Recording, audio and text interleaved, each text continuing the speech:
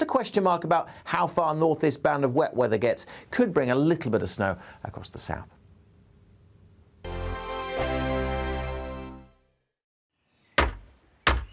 Who is it? We're here for the show. Welcome to the Dinosaur Hour with me, John Cleese. I was married to a therapist. And you survived? I thought we were getting Hugh Laurie. Second best. You interviewed Saddam Hussein. What's that like? I was terrified. I'm playing strip poker with these three. No, thank you. My CDs need to be put in alphabetical order. Are you going to be problematic again? The Dinosaur Hour. Sundays on GB News. Good afternoon, Britain. Good afternoon, Britain. Join us, Tom and Emily, To find out what's happening in the heart of Westminster. and why it matters to you. Weekdays from midday, we bring you the most compelling stories from across the United Kingdom. And from your doorstep to our inbox, That's right, we want to hear from you, GB News. Britain's news channel. I think the most exciting bit for me is talking to people. People who I think are ignored often by the major news channels. We're going to give news they want to hear. There's a voice there that needs to be heard. I think there's a chance here for a diversity of opinion to be expressed, which you don't find elsewhere. It's really exciting. We don't hold back. We're free to say how decisions that are taken here affect us all around the country. Only on GB News, the People's Channel, Britain's news channel. I'm Michelle Dewberry, and I'm not here to tell you what to think. I'd much rather hear what you have to say. So send in your opinions to gbviews@gbnews.com. Keep them clean, and you never know, I might read them out. With my panel here on Jubes & Co, we debate, we get stuck into the issues of the day on a show where all views are welcome, especially yours. GB News, the People's Channel, Britain's news channel. In the GB Newsroom, we bring you the news as it happens. With our team of dedicated journalists across the UK, we're ready to give you accurate reporting every day. When the news breaks, we'll be there with bulletins on GB News, the People's Channel, Britain's news channel. Your weekend starts here with Friday Night Live with me, Mark Dolan, 8 till 9 on GB News. Big stories, big guests and big laughs as we get you ready for a cracking weekend. That's Friday Night Live with Mark Dolan, Fridays 8 till 9 on GB News. Bring your own drinks, the admission's free. GB News, unlike other broadcasters, isn't obsessed with the London-Westminster bubble. We think there's a nation beyond the M25, and that's why we talk about the issues that matter across the land. Join me on State of the Nation, 8 to 9 o'clock, Monday to Thursday, on GB News. Daisy's listening, and you should too. Tired of the usual focus-tested, pre-prepared Westminster runaround? Well, so am I. So you want higher taxes? Is your department to blame for this? Are you rethinking this policy? Every Sunday at 9:30, I'll be sitting down with those in power to get the truth about the issues affecting you. Let's be honest, we've known about the cost pressures of this project for years, not months. That's the Camilla Tominey Show, a politics show with personality. On GB News, the People's Channel, Britain's news channel.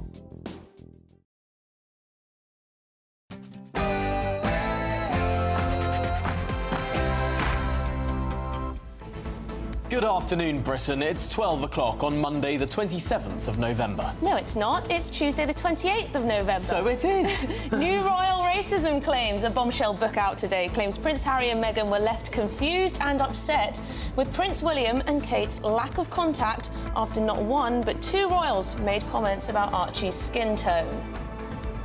Is Rishi Sunak losing his marbles? The Prime Minister cancels a crucial meeting with the Greek PM in a row over the return of those Parthenon sculptures known as the Elgin Marbles. But has he missed an important opportunity to tackle illegal immigration into the UK?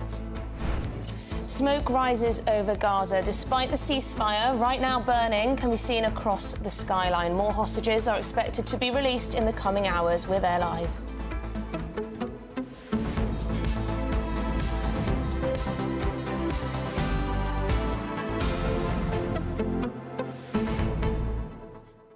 And this morning, Michael Gove has been before the COVID inquiry, but there was an incredibly interesting moment where he suggested that there was a wealth of evidence and respected individuals who said that COVID was man-made rather than emanating from a market or the eating of a bat. Well, as soon as he raised the prospect of COVID being man-made, the COVID inquiry lawyer slapped him down, saying that's not what this inquiry is about. We shouldn't be talking about this. But surely that is of utmost importance. You'd think if you want to learn lessons for the future, you need to know where this thing came from. So why do you think that the lawyer was so quick to slap him down when it came to where this virus that killed many, many people actually came from? I think the lawyer had his predetermined set of questions and didn't want to be diverted off into any other direction. So they're happy to spend hours and hours and potentially millions of taxpayer money talking about rude WhatsApp messages, talking about correspondence that makes various politicians and civil servants look bad. But when it comes to where the origin of this virus, nope, not in our remit. No, they'd rather criticise Dominic Cummings for saying naughty words than Xi Jinping for perhaps presiding over a biosecurity nightmare. Well, we'll get more on that after Unbelievable. Absolutely. We'll get much more on that after your news headlines.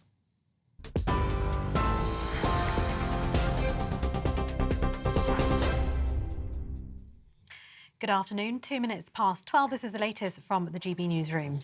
A controversial new book that promises to reveal details about tensions in the royal family hits the shelves today. According to reports, Endgame has already been branded vicious and poisonous by royal insiders. Author Omid Scobie, who also co-wrote a biography of the Duke and Duchess of Sussex, claims the relationship between Prince Harry and his brother is beyond repair. He also writes that the King, Queen Camilla and the Prince of Wales conspired to undermine Harry and Meghan. Buckingham Palace has not commented. Royal biographer and broadcaster Angela Levin says she doubts the veracity of the book's claims. It's beyond revolting. It's so spiteful and nasty, and I'm quite sure that it's full of lies. I think it's his end game, actually. I think people will hate having anything to do with him. Certainly the royal family don't. A temporary pause in fighting between Israel and the Hamas terror group appears to be holding as negotiations continue for a further extension. Hamas is due to release 10 Israeli hostages today. That's after 11 Israeli hostages, including 8 children and 3 adults, were released from Gaza last night. 33 Palestinian prisoners were also released. A planned meeting between Rishi Sunak and the Greek Prime Minister has been abruptly called off. Kyriakos Mitsotakis met the Labour leader, Sir Keir Starmer, during a diplomatic visit to London. But he was reportedly left baffled and annoyed when his meeting with the Prime Minister was cancelled. It's understood that Downing Street had been assured that Mr Mitsotakis wouldn't raise the matter of the Elgin Marbles, a sensitive diplomatic issue for Greece and the UK. He was offered a meeting with the Deputy Prime Minister, Oliver Dowden, instead, but he opted for a flight home. The first transatlantic flight in a large passenger aircraft using green fuel has departed Heathrow, bound for New York's JFK Airport. Virgin Atlantic is operating the Boeing 787 Dreamliner aircraft. Passengers include Virgin founder Sir Richard Branson and Transport Secretary Mark Harper, who told GB News that the flight shows we can decarbonise travel. This is a real step forward for using 100% sustainable aviation fuel for a first commercial-scale transatlantic flight. And this is part of how we get this innovation and technology to mean that we can continue making sure flying is available for everybody, but in a way that protects the environment, which I think what most people want us to be able to do. Michael Gove has apologised for the government's errors during the pandemic.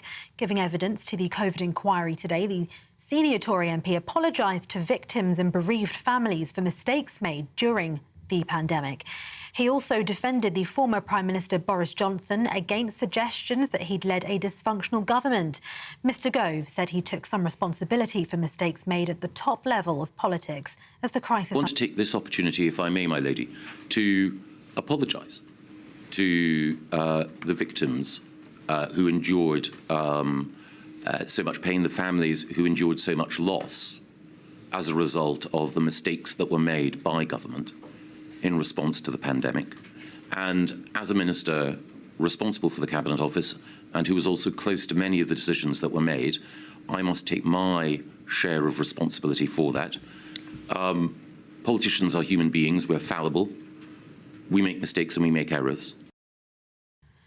A man has admitted killing 3 people who died in separate attacks in Nottingham. Valdo Calacane, also known as Adam Mendes, denied murder but admitted 3 counts of manslaughter on the basis of diminished responsibility. Students Barnaby Webber and Grace O'Malley Coomer, both 19, and 65-year-old caretaker Ian Coates died after being stabbed in June. Thousands attended vigils for the victims in Nottingham in the wake of the attacks. Elsewhere, shop price inflation has eased for the 6th month in a row as retailers compete fiercely for customers ahead of Christmas. According to the British Retail Consortium, shop prices were 4.3% higher than last November, which is down from October's 5.2% and the lowest inflation since last June. Lower energy costs also saw a drop in food inflation. And if you're dreaming of a white Christmas, you could be in luck. The Met Office is predicting snow in parts of the UK as we head into the festive season. They've issued a yellow weather warning for snow and icy conditions in the northeast of England, Yorkshire and parts of Scotland. That warning starts at 5 o'clock this evening until late tomorrow morning. This is GB News across the UK on TV, in your car on digital radio and on your smart speaker by saying play GB News. Now back to Tom and Emily.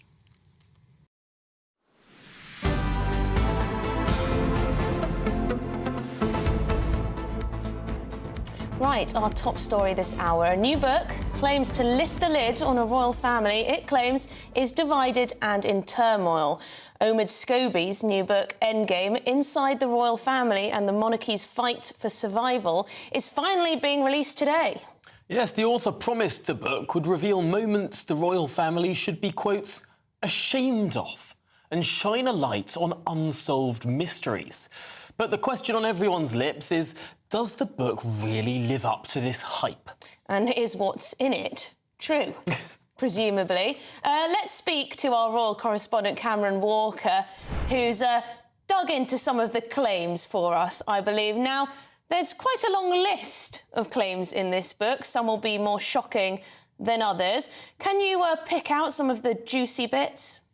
Yeah, I mean, it's certainly a long read. There's a lot of claims in the book. I think just giving you an overall analysis of the entire piece, most members of the royal family do not fare very well in this book, apart from 2 people in particular, and that is the Duke and Duchess of Sussex, who very much are painted as innocent victims in all of this. It's not just a biography about those 2, though. It's very much an analysis piece about where the royal family could be going in the future, and clearly in Omid Scobie's view and the people who he has been speaking to, they believe the royal family dramatically need to change tact if they are to survive long-term in the modern era. The Princess of Wales, actually, quite surprisingly, took a bit of a battering from the leaked extracts we've had overnight, saying that the monarchy, that she is the monarchy's last shiny thing for many years to come, and said that she is, and alleged that she is a part-time working member of the royal family, which has got many fans of Kate online particularly annoyed about that one. Omid Scobie, having spoken to sources, also alleges that the King and the Prince of Wales are very much at loggerheads. They don't work with one another. Prince William is very focused, it's alleged, on the future of the reign, and King Charles's reign as monarch is very much just a transitional one before Prince William can do all the modern stuff. That is the allegation. Kensington Palace, Buckingham Palace, not responding to any of this. Neither is the Sussexes. And what I think, to be honest, that strategy looks like it could be working, because they didn't comment on Spare, which was Prince Harry's memoir. They didn't comment on the bombshell Netflix series either. But the popularity ratings, the latest YouGov poll, for example, shows that the Prince and Princess of Wales are the most popular royals within the United Kingdom. Harry and Meghan are very much at the bottom, apart from Prince Andrew, who is slightly lower.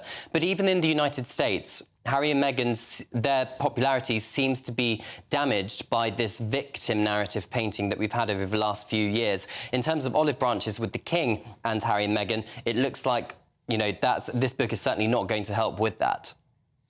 It's interesting looking at some of these more lurid claims in the book, particularly this allusion to royal racism.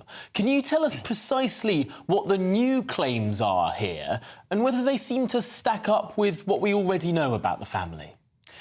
Yeah, so if you remember, during the Oprah interview in 2021, Meghan alleged that an unnamed member of the royal family questioned how dark Archie, her unborn son's skin, would be when he was born. Now, the new revelation in Omid Scobie's book is that there's not one, but two royal racists. That is the allegation, and Omid claims that that was revealed in a series of letters exchanged between Meghan and His Majesty the King following that Oprah interview. He also told ABC News in America yesterday that he knows who those two royal racists are, or alleged royal racists are, but he cannot name them for legal reasons, for libel reasons, in case he gets sued. But it's interesting how he's picked it out of like private correspondence and private letters, because if you remember, Meghan successfully sues the Mail on Sunday for publishing a part of a private letter she had written to her father. And yet, Omid Scobie has revealed-ish that Meghan and the King exchanged private letters. So is Meghan going to be as upset with Omid Scobie for publishing this series of letters, or at least the basis of what could be in them? We'll have to wait and see on that one.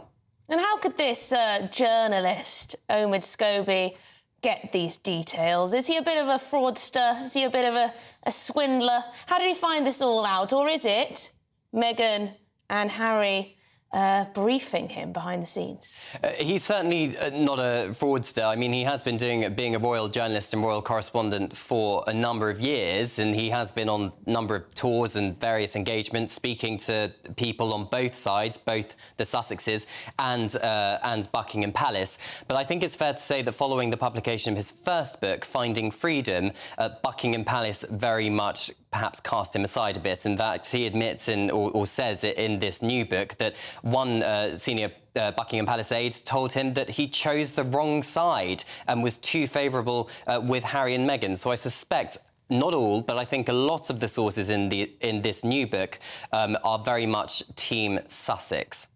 And where does this go from here? Because, of course, the royal family was shaken by the original claims that were aired in the United States, aimed at a United States audience, trying to claim that one member of the royal family was potentially on the edge of racism. And now these ideas that there have been two of these individuals. How is the royal family responding to these attacks? Well, even a spokesperson for the Duke and Duchess of Sussex appears to be distancing themselves from this book. As I mentioned earlier, the whole victim blaming doesn't seem to do, or victim narrative doesn't seem to do very well in the opinion polls. But I think we'll just have to wait and see how the royal family respond to this in private. I know, because a source has told me close to the Duke and Duchess of Sussex, that the pair did speak to King Charles on his 75th birthday to wish him a happy birthday, which suggests to me that both Harry and Meghan want to extend some kind of olive branch to the King, of course, Prince Harry's father. But in terms of mending the relations, going for Christmases, etc., I think that's far from going to happen anytime soon, because Harry and his brother William are certainly not talking, and the fact that Kate in particular gets such a rough ride in this book makes me think that Prince William is not going to be particularly happy about that. Well, thank you very much indeed, Cameron Walker, our royal correspondent, taking us through some of those bombshell claims in this new book. Absolutely. Well, let's turn to other international affairs now. The smoke has been seen rising over Gaza in the last few hours. Now, we're yet to confirm the exact cause, but the state of Qatar says there have been minimal breaches to the truce that have not threatened the overall agreement. Yes, it's after the truce between Israel and Palestine was extended by 48 hours to allow for more hostages to be released. Overnight, the terror group Hamas released 8 children, an 18-year-old woman and 2 mothers. Now, Israel has accused Hamas of blocking the release of its youngest hostage, the 10-month-old baby that was taken on the 8th of November. Now, dealing directly with the bereaved, the hostages and their families is Israeli therapist Naiva Ben-Zion. Thank you very much indeed for joining us. A very distressing time for the people of Israel, not least for the hostages themselves, but also for their families. Can you tell us a little bit about what these families will have been going through and the hostages? We have no clue with regards to the hostages because we are a forum that was established by the families and for the families just after the beginning of the war. So we were dealing only with the families themselves. It means that we are supporting them in every means that we know and have available for us. So with regards to the hostages, when they are returned to Israel, they are taken care of, or well taken care of, by the Israeli authorities, which, various means of treatments and support.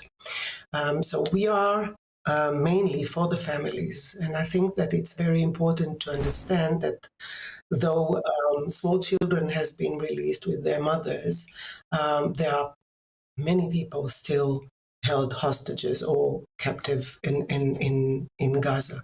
And I know that in some ways, the fact that the small children and the teenagers were released and the mothers really put a screen on the actual situation, which is really difficult because some of the families have the loved one returned. Some of them has still next of kins in Gaza. So on the same hand, you'll have people that are joyful that part of the families are back, but very anxious and panicking with regards to the rest of the family, which are not. And needless to say that those who their loved ones are not yet released are really in a somewhat stressful situation. It's hard to know precisely what is going on in Gaza, in those tunnels, or indeed in places above ground. Is it your understanding that different hostages are being held in different situations, and some may be in more squalid or awful conditions than others? I have no direct knowledge of the circumstances or the way that they're being held. There are some rumors, but nothing is substantial. So I wouldn't like to go into this. But we should really guesstimate the fact that since they are being held by various groups and types of people, so the circumstances of their captivity are, they may vary and be in different ways. I have no knowledge of that. Sorry. That's absolutely okay. I think we'd just like to know a little bit more from you about how the families deal with this kind of separation on a psychological level. For us sitting here, it's so hard to imagine what it would be like to know that your family member, in some cases your very young child, is being held by a terror organisation in what conditions you don't know, we don't know, and you have no idea of when you're going to see them again. Truly a horrifying position to be in, very difficult psychologically. Yeah, it is. It is. So the main thing is not knowing, isn't it? It's like the unknown thing, which is very intimidating and frightening and stressful. So what they are, in the state they are, most of them is fight mode. They're doing everything in their power to bring back their loved ones. Most of them are very active. They go from one place to another, speak with people. They travel with delegation to foreign countries in order to convince or to find a lead of someone that may help and to stay, above the water level in a way. So there are they are moving, or their emotional state is fluctuated from being very hopeful and having their eye on the target, which is getting their loved one versus despair, panic. So all those feelings are, they are within this verses of state, which is very stressful. And what really holds them, I think, together is the hope and the belief. And this is something that they are struggling to gain every now and then, and when they lose it, this is where we are holding it for them, and holding the hope, and reminding them of their strengths, reminding them of their capabilities, of their doing, of this, the little control that they have on their lives. As you understand perfectly well, by having your family held hostage there, this really reminds you how little control you do have in your life. So, and holding that hope being so very important. Well, Neva Ben-Zion, thank you so much for talking to us. Of course, you have been talking with some of those families who've lost loved ones, some who have loved ones missing, and we wish you all the best with your continued work with those families. Gosh, it's hard to imagine that not knowing when you're going to see, or if you're going to see your family members ever again. But still to come, the row over the return of the Elgin Marbles to Greece has intensified, with Rishi Sunak criticised for not meeting the Greek Prime Minister. Keir Starmer did. And could this put in jeopardy any future deals over small boats and control over migration? See you very shortly.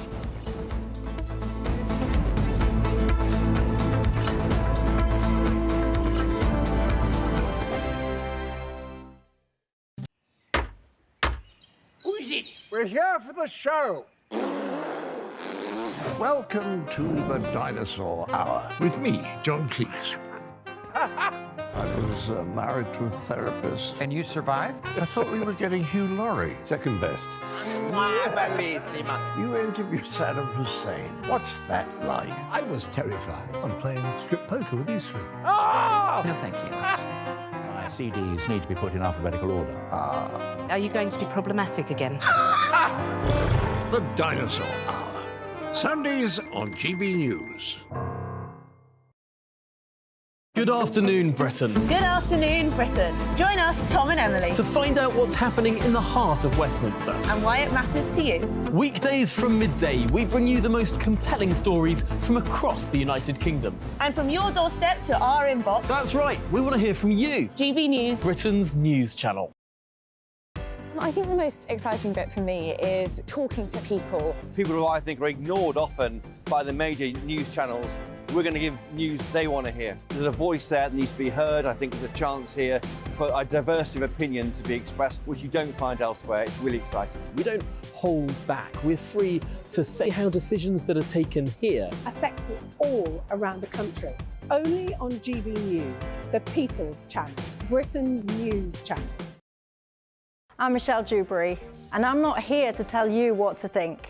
I'd much rather hear what you have to say. So send in your opinions to gbviews@gbnews.com. Keep them clean, and you never know, I might read them out.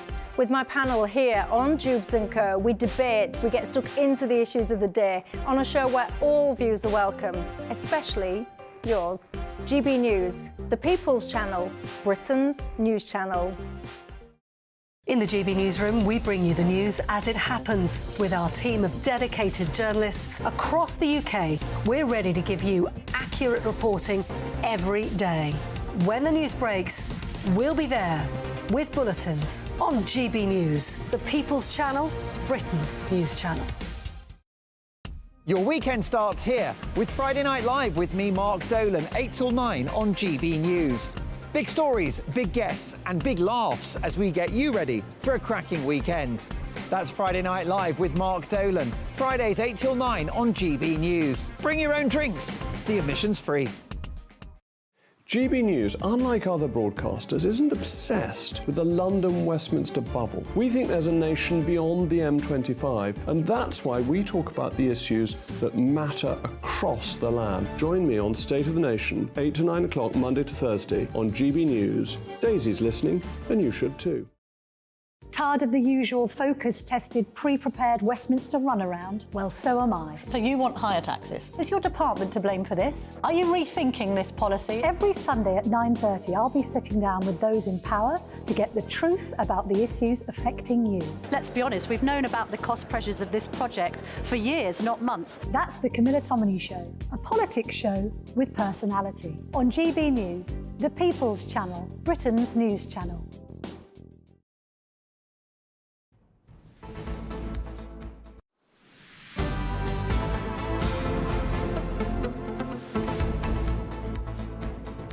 Now, today, Michael Gove is before the COVID inquiry, and there's already been a number of interesting flashpoints. Not only has Michael Gove criticised the Cabinet Office and the bureaucratic structure of that part of government in terms of how it stops documents getting through, prevented the publication of Sage Minutes for a long, long time, he has also raised the prospect that COVID was man-made rather than accidentally found in a wet market. And he was slapped down, was he not, by the lawyer there at the inquiry. That was not a line of questioning that the lawyer was interested in. It certainly wasn't, and we'll be getting more to that in the second half of this hour. Indeed, we'll be speaking to a former advisor to Michael Gove as well. I think the most important thing that this shows is that the inquiry almost has these sort of guidelines that it's running on, and it doesn't want to veer one way off or another way off. It sort of has its own set questions and it knows what it wants to ask. And when someone offers something potentially off track, something potentially interesting, or in, I think, our view, pertinent to where the inquiry should be looking, they just don't want to hear it. But my impression is that lockdown as an idea there's a consensus that it was the right thing to do. There doesn't seem to be, correct me if I'm wrong, Tom, but there doesn't seem to be anyone who's been asked whether lockdown was the right decision at all. It seems to be the focus has been on, was it not long enough? Was it not soon enough? Should it have been put in place sooner rather than later, and longer, harder restrictions and so on? But no one seems to be actually questioning whether lockdown as a tool for virus control was the right one. We haven't had evidence to that extent yet. What we have had is this morning Michael Gove saying what an unusual thing lockdown was, how against the tradition of British liberty it was, and what a heady thing it would have been to dive into. And I think often we think about now, oh, why didn't they just press the lockdown button? As if this was something that was even considered in January, in February, and even in the beginning of March 2020. In fact, some of these Sage Minutes show that what was then termed heavy suppression, before the word lockdown even entered our vocabulary, was rejected by the scientists as something that they didn't think was even possible, viable, or able to last any length of time at all. Michael Gove has said he said that he read articles about the case against lockdown, apparently. So he was looking at different options. He did have a look at the Swedish approach, which, of course, was more liberal. It wasn't complete freedom, but it was more liberal than what we saw here and in many other countries. And, of course, he has said, one of the things he has said, and this is leading a lot of bulletins, although I think much of what we've said is maybe more important, but he has apologised for mistakes the government made. So he has apologised to bereaved families, which is important, actually, because mistakes were made. Perhaps the government could have made better ones, and perhaps lives could have been saved. And he said that in that consummately polite way that politicians aren't infallible. And I think we can all agree on that point. But we're getting much more to this, indeed, with our excellent panel coming up after the news headlines.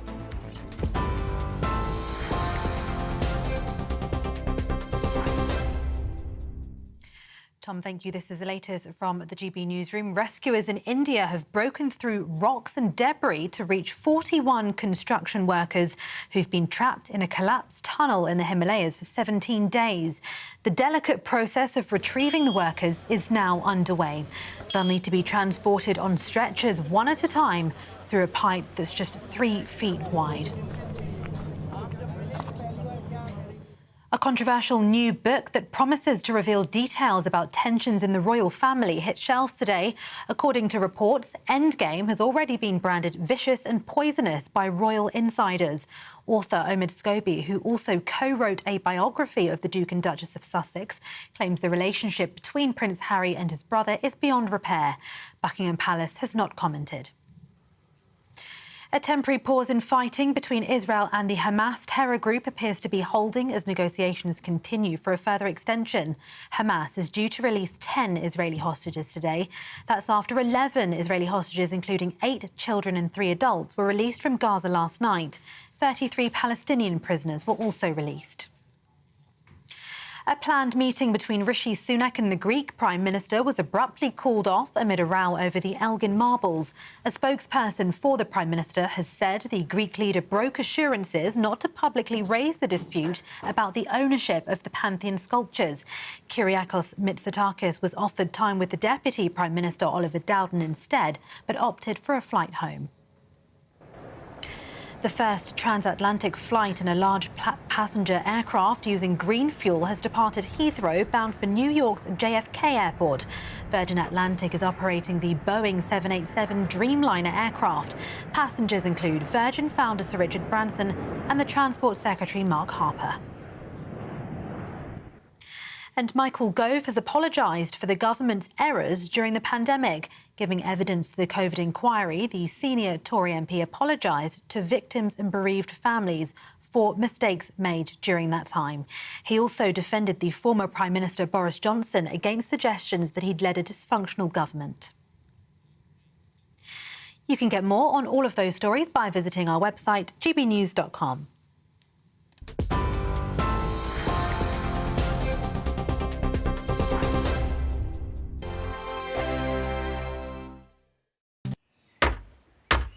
Who is it? We're here for the show. Welcome to the Dinosaur Hour with me, John Cleese. I was married to a therapist. And you survived? I thought we were getting Hugh Laurie. Second best. You interviewed Saddam Hussein. What's that like? I was terrified. I'm playing strip poker with these three. Oh! No, thank you. My CDs need to be put in alphabetical order. Are you going to be problematic again? The Dinosaur Hour. Sundays on GB News.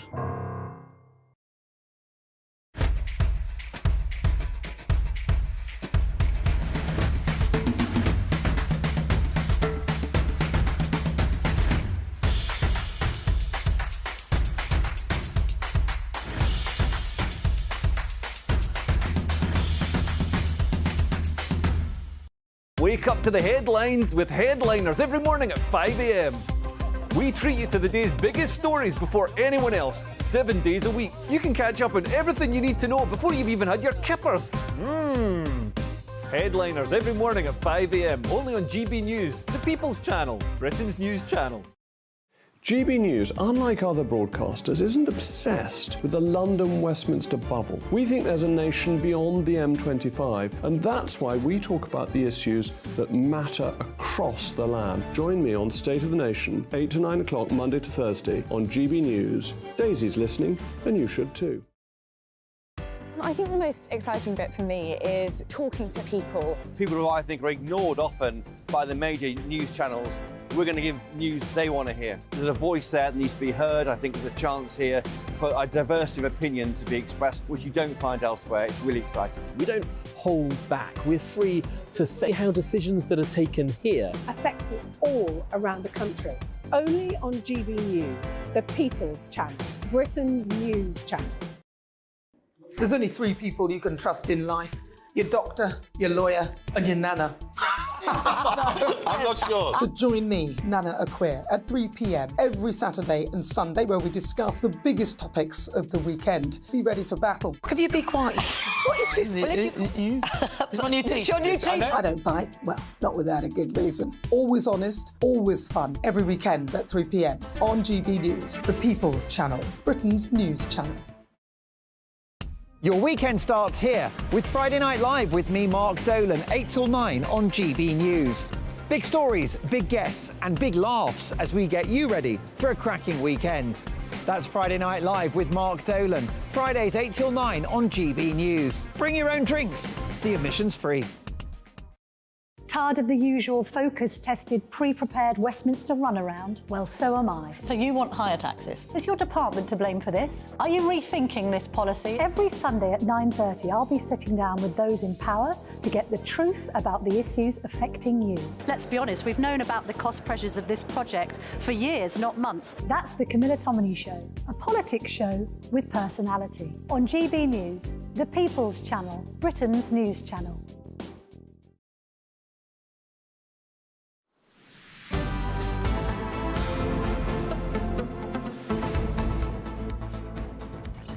Good afternoon, Britain.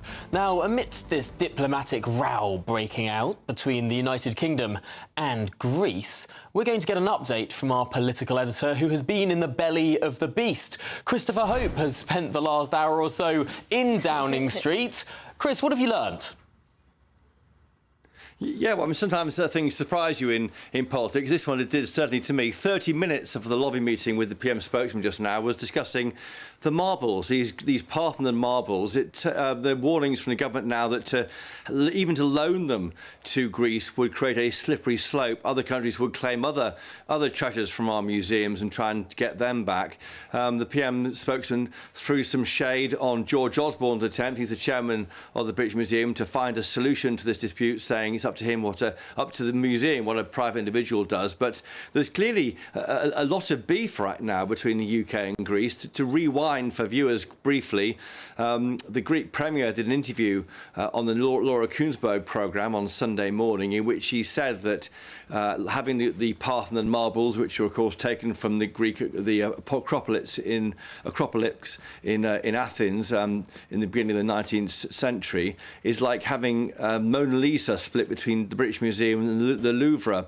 Now those remarks really annoyed 10 Downing Street. They were led to believe that the Greek PM would not make it a high-profile issue of these marbles, and a meeting scheduled for today was cancelled. Instead, the government offered up Oliver Dowden, the Deputy Prime Minister. The Greeks then took their marbles home or got cross and then left. So there is currently a degree of chilliness between London and Athens. We haven't gone to the stage yet of the UK ambassador being recalled from Athens, or indeed the Greek ambassador being called in for a meeting without coffee in the Foreign Office. But it's one of those unusual stories which has got its own legs, and it really is moving quite quickly at the moment, Tom and Ellie. I mean, it is quite extraordinary that Rishi Sunak cancelled this meeting at the 11th hour, offered up the Deputy Prime Minister, and then the Greek Prime Minister just says absolutely no thanks, I'm going to get on a plane and get out of here. Now, Keir Starmer and the Labour Party have taken advantage of this situation, have they not?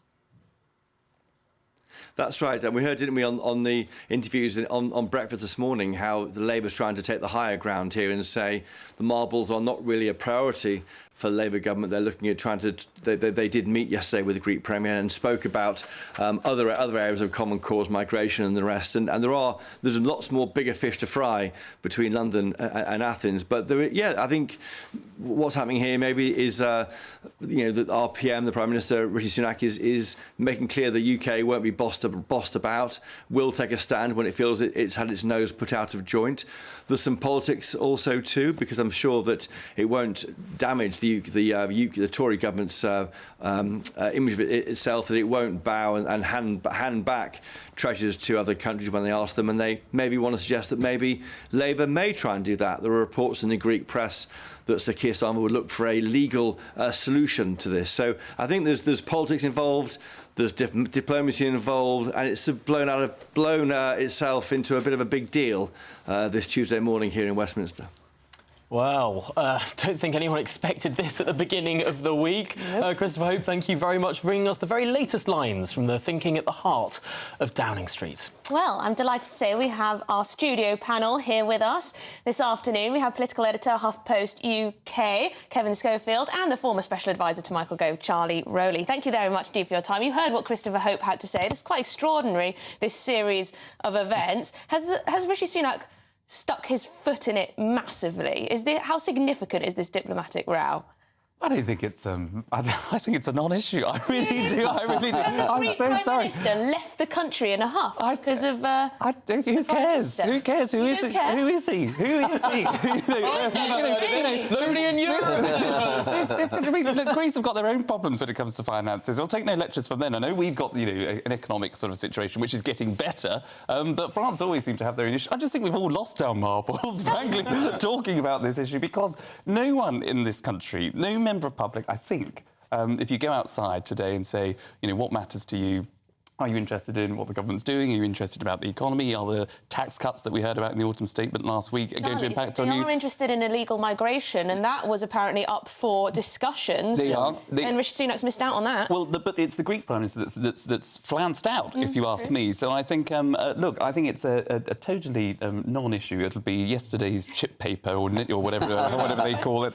Kevin, is this the fault of the Greek Prime Minister, who we can see on our screens now, or is this the fault of Rishi Sunak? Well, I mean, Charlie says he's flounced out. I mean, he was given the opportunity to speak to Oliver Dowden. I mean, who can blame him for getting back on the plane if that was the opportunity that was presented to him? If you're a prime minister, you expect when you're in another country to speak to the other prime minister at that level. I think it is a snub. I can understand why he's taken the huff at it. And you're right. You make a very good point there, Elliot, in that.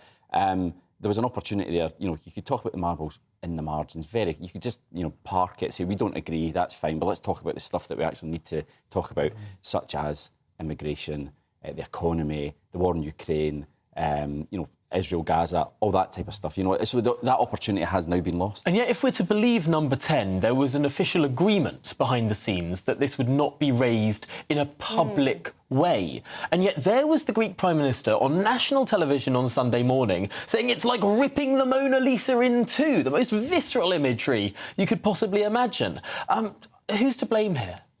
Well, the Greeks. I mean, it's not difficult. If you have an agreement, if you have an understanding with another government and you're talking about the comms, and of course you want a meeting with two prime ministers to be as slick and as efficient as possible and cover a lot of ground. If one breaks that by going on national television, UK national television on Sunday afternoon to say, all of what you've just said, Tom, doesn't he? The Greeks care passionately about this issue. And you may dismiss it, but they care. It's not as if he made a speech. He was asked a question about it and he gave an answer. Now, he'd spoken very florid, powerful language, that's true. But, he couldn't very well turn around and say, I'm not allowed to speak about that. But the diplomacy on the Greek side must be that he knows that if he's going to use that kind of, the Mona Lisa sort of reference, that's going to irritate, your counterparts. And so, diplomacy on the Greek side has to come into play. And the fact that, obviously, the Prime Minister's now decided, well, what a waste of time that was. We're not talking about it. I've got other things to do. I've got other things to talk about. I've got a global investment summit that's going on. I've got tax cuts I've got to implement. I've got to make sure the economy is firing on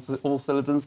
Got to deal with the immigration crisis. Loads going on in Number 10 and what this government's got to achieve. So I think having a little row, a little spat with the Greek Prime Minister who's now disappeared, I don't think anyone's going to be too bothered, frankly. I suppose a stark way. I really enjoyed your assessment there.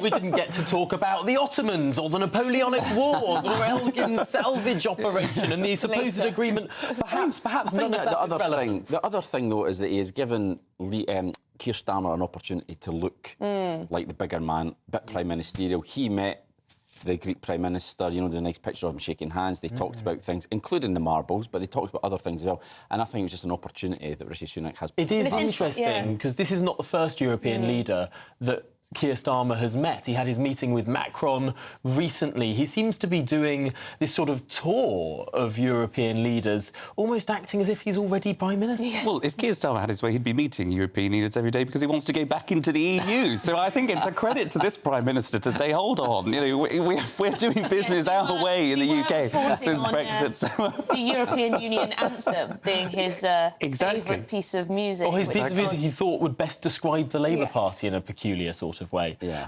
There's something else that's been going on today, however, and that's that your former boss, Charlie, Michael Gove, has been appearing before the COVID inquiry. And there's something that caught my eye about one of the responses that he gave, and particularly the way the COVID inquiry lawyer responded to that. Let's have a little listen. We're getting there. I want to take this opportunity, if I may, my lady, to apologise to the victims who endured so much pain, the families who endured so much loss as a result of the mistakes that were made by government in response to the pandemic. And as a minister responsible for the Cabinet Office and who was also close to many of the decisions that were made, I must take my share of responsibility for that. Politicians are human beings, we're fallible. We make mistakes and we make errors. Well, there was Michael Gove saying politicians are fallible. And, Charlie, do you agree? Well, he was absolutely right, first of all, to apologise for and to pay tribute to the families and people that have lost loved ones during the pandemic. And I think this is actually a story. I know, I'm not going to trivialise it, but the Marbles is one thing. But this is something that I think is really important to the public because everybody suffered during COVID. Everybody made sacrifices. Mistakes were made internally within Number 10. Obviously, we know about Partygate, but mistakes in terms of the decisions that were made about the kind of lockdown, some of the implementation of whether you use masks, the impact on children, whether there was enough thought and enough assessment that was given to people from black and ethnic minority backgrounds who were disproportionately affected because of the sectors and the jobs that a lot of those people do. So, good that there's an apology. Yes, there's been mistakes that have been made. Good that Michael has articulated that. But it's all about getting to the bottom of how those decisions were made, how you can learn from those decisions to make sure that if we have another pandemic like this again, that the government will, whichever the government is, will be able to deal with it better. We wanted to show you another clip, which was where Michael Gove appeared to be slapped down by the lawyer when yes, I believe suggested... the Gremlins might be running around trying to find this clip, which we'll try and bring to you very, very shortly. But yes, Michael Gove bringing up the idea that COVID might not be a natural occurrence, might be man-made. Is this something the COVID inquiry should be looking at? I don't think so, not necessarily, because the purpose of the inquiry, as Charlie said, is to assess, regardless of where it came from, how prepared the UK government was and the decisions that were taken and the mistakes that were made at the time, so that when the next one happens, and it's bound to happen, that the same mistakes aren't made again and that we can learn from it. So I think the discussion is, and we've seen it, it's been going on for quite some time, the discussion as to where the virus originated from, I think that is a side issue, really. The whole purpose of the inquiry is not to ascertain where it came from, but it's basically to look at, regardless of its origins, what the UK government did and what it should have done and what it can do better in the future. Is it not important? Because where the virus comes from may... Well, it may indicate a different way of dealing with it. It has huge impacts around biosecurity. We've got lots of very advanced biotech labs in the United Kingdom. Surely these are some crucial lessons to learn as well.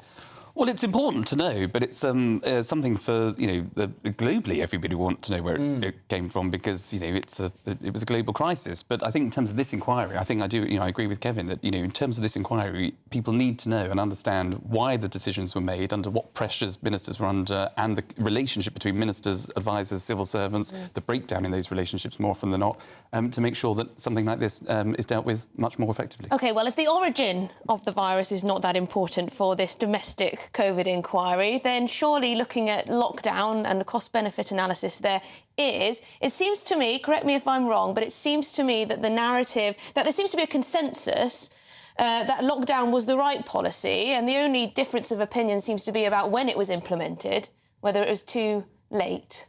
Is that the correct way of viewing it? Lockdown was a contentious policy. Well, I think, look, everybody accepted that the first lockdown was needed because Not everyone. You could see...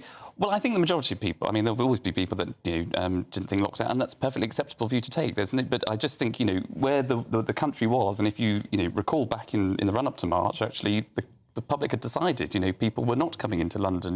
The pubs were pretty empty, I think, in the run-up to even a decision being announced that lockdown was coming because of what you saw, coming from particularly northern Italy. So people understood that there was a serious issue and people took matters into their own hands and they did lock down themselves effectively. But the question is, how long should those lockdowns have gone on for?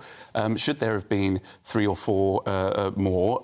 The answer to that is no, because I think Chris Whitty, as he's already said, is that actually lockdowns should only have been for a very time-limited period because people will then start to not play by the rules, and so you have to do something to make sure that everybody's collectively taking responsibility for a short period of time before you then get a vaccine or before you can test and trace or do all of the other things that the government tried to do. How effective it was in doing that is something that the inquiry needs to look at. And yet one of the points that Dominic Cummings made a couple of weeks ago is that we could have avoided a lockdown if we had the state capacity, if we followed the mould of some East Asian countries and had mass testing very quickly and closed the borders and all the rest of it.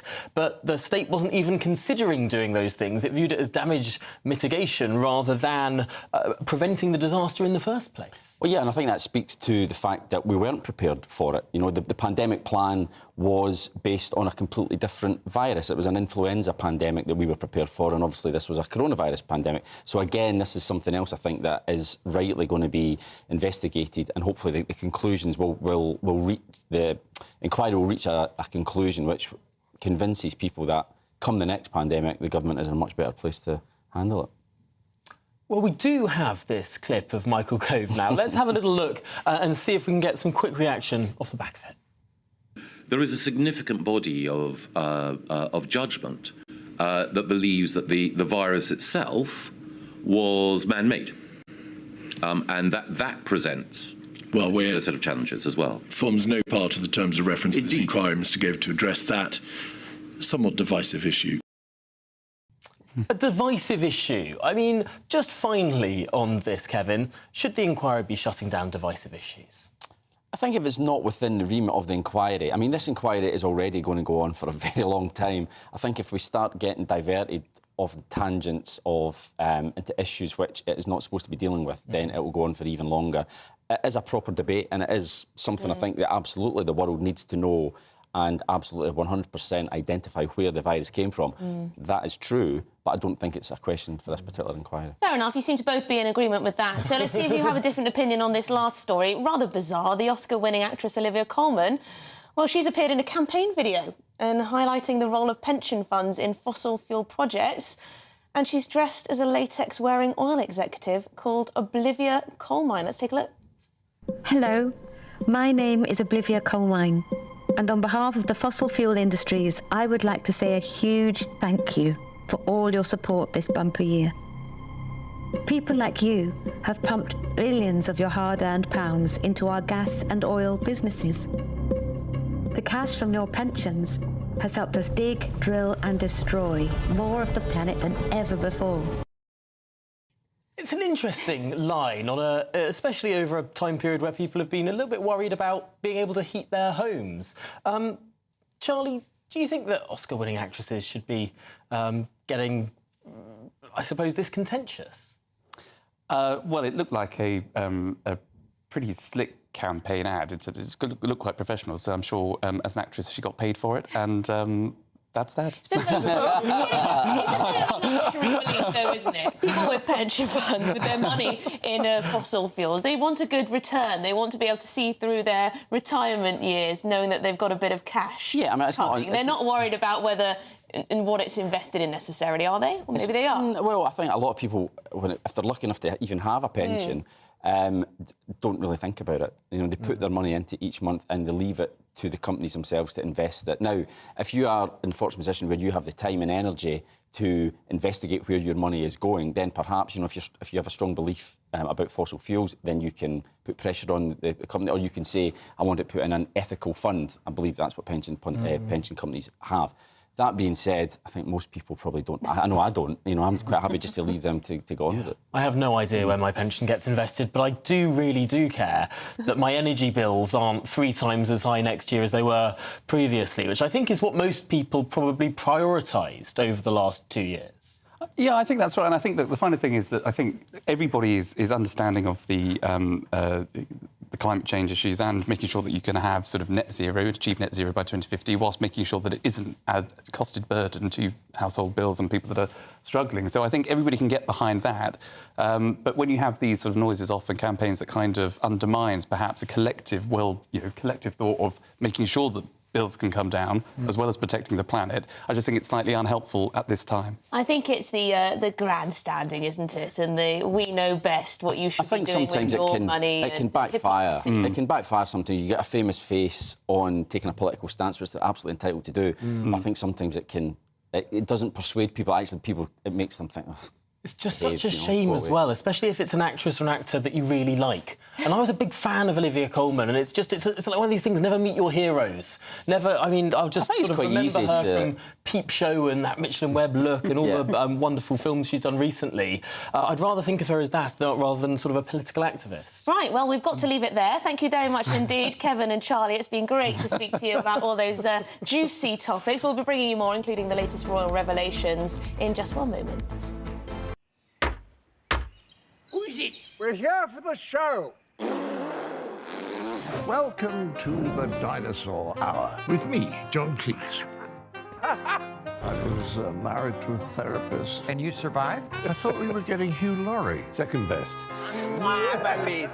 You interviewed Saddam Hussein. What's that like? I was terrified. I'm playing strip poker with you three. Oh! No, thank you. My CDs need to be put in alphabetical order. Are you going to be problematic again? The Dinosaur Hour. Sundays on GBNews. Good afternoon, Britain. Good afternoon, Britain. Join us, Tom and Emily, To find out what's happening in the heart of Westminster. and why it matters to you. Weekdays from midday, we bring you the most compelling stories from across the United Kingdom. And from your doorstep to our inbox. That's right, we want to hear from you. GB News, Britain's news channel. I think the most exciting bit for me is talking to people. People who I think are ignored often by the major news channels. We're going to give news they want to hear. There's a voice there that needs to be heard. I think there's a chance here for a diversity of opinion to be expressed, which you don't find elsewhere. It's really exciting. We don't hold back. We're free to say how decisions that are taken here affect us all around the country. Only on GB News, the People's Channel, Britain's news channel. I'm Michelle Dewberry, and I'm not here to tell you what to think. I'd much rather hear what you have to say. So send in your opinions to gbviews@gbnews.com. Keep them clean, and you never know, I might read them out. With my panel here on Jubes & Co, we debate, we get stuck into the issues of the day on a show where all views are welcome, especially yours. GB News, the People's Channel, Britain's news channel. In the GB Newsroom, we bring you the news as it happens. With our team of dedicated journalists across the UK, we're ready to give you accurate reporting every day. When the news breaks, we'll be there with bulletins on GB News, the People's Channel, Britain's news channel. Your weekend starts here with Friday Night Live with me, Mark Dolan, 8 till 9 on GB News. Big stories, big guests and big laughs as we get you ready for a cracking weekend. That's Friday Night Live with Mark Dolan. Fridays 8 till 9 on GB News. Bring your own drinks. The admission's free. GB News, unlike other broadcasters, isn't obsessed with the London-Westminster bubble. We think there's a nation beyond the M25, and that's why we talk about the issues that matter across the land. Join me on State of the Nation, 8 to 9 o'clock, Monday to Thursday, on GB News. Daisy's listening, and you should too. Tired of the usual focus-tested, pre-prepared Westminster runaround? Well, so am I. So you want higher taxes? Is your department to blame for this? Are you rethinking this policy? Every Sunday at 9:30, I'll be sitting down with those in power to get the truth about the issues affecting you. Let's be honest, we've known about the cost pressures of this project for years, not months. That's the Camilla Tominey Show, a politics show with personality. On GB News, the People's Channel, Britain's news channel.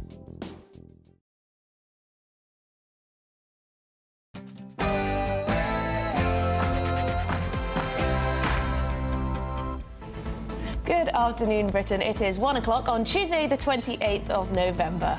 New royal racism claims. A bombshell book out today claims Prince Harry and Meghan were left confused and upset with Prince William and Kate's lack of contact, and after not one but two royals made comments about their son Archie's skin tone.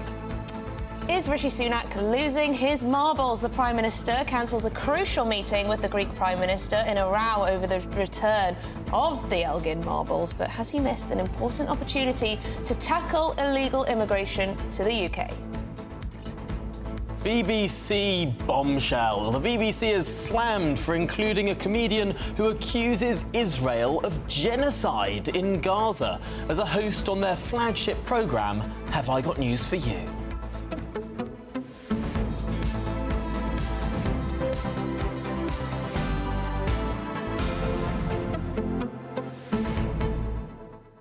Right, well, Britain is taking a climate-related bashing this morning too. I don't know if you've seen, Tom, but there's been new analysis from Carbon Brief, which is some kind of think tank that looks into carbon emissions. And they normally do quite good work. They're the think tank who's presented data that showed the UK has reduced its carbon emissions by around half since 1990.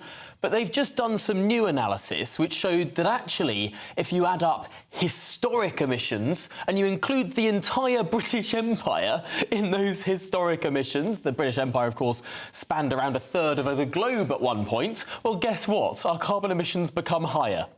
Yes, so we've actually moved down the rankings, or up the rankings, depending on which way you look at it. So we've moved up from 8th to 4th in the list of nations with the biggest historical emissions. So we are now only behind the United States, China and Russia. So there you go. When Britain was an empire, we were responsible for many carbon emissions. So we must, you know... I think the ridiculous point here is... Self-flagellation is required. Well, there is much to discuss about this, particularly the counterfactual it raises. Does this mean that Britain was actually responsible for helping these countries develop faster? Is that really the argument they're making? And I wonder how many millions of lives were made better as a result of industrialisation, which started in... The United Kingdom. Well, there you go. There you go. And I suppose if these countries weren't a member of the British Empire, are they suggesting there wouldn't have been any industry in them at all? I find that hard to believe. Well, this is all in anticipation of the next COP. That's event. starting this week. We'll be getting to all of that, though, after the bulletins.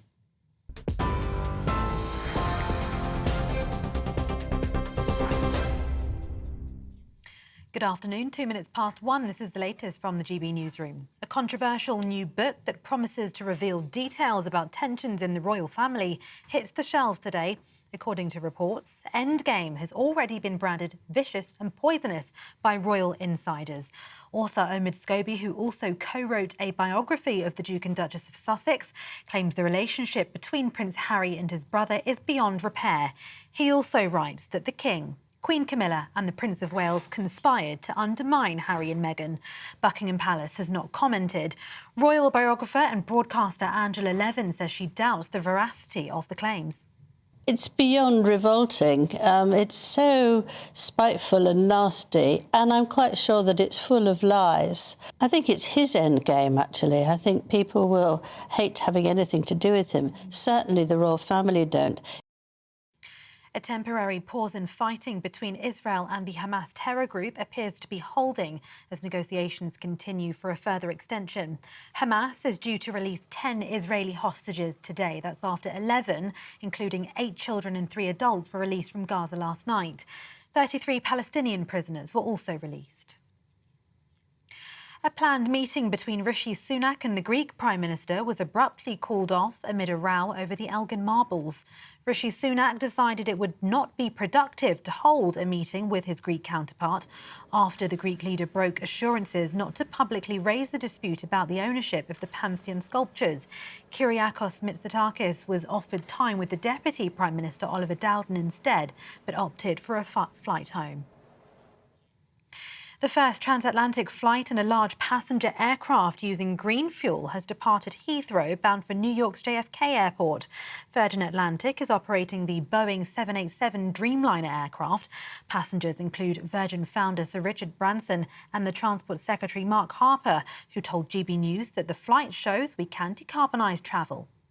This is a real step forward for using 100% sustainable aviation fuel for a first commercial scale transatlantic flight, and this is part of how we get this innovation and technology to mean that we can continue making sure flying is available for everybody, but in a way that protects the environment, which I think what most people want us to be able to do.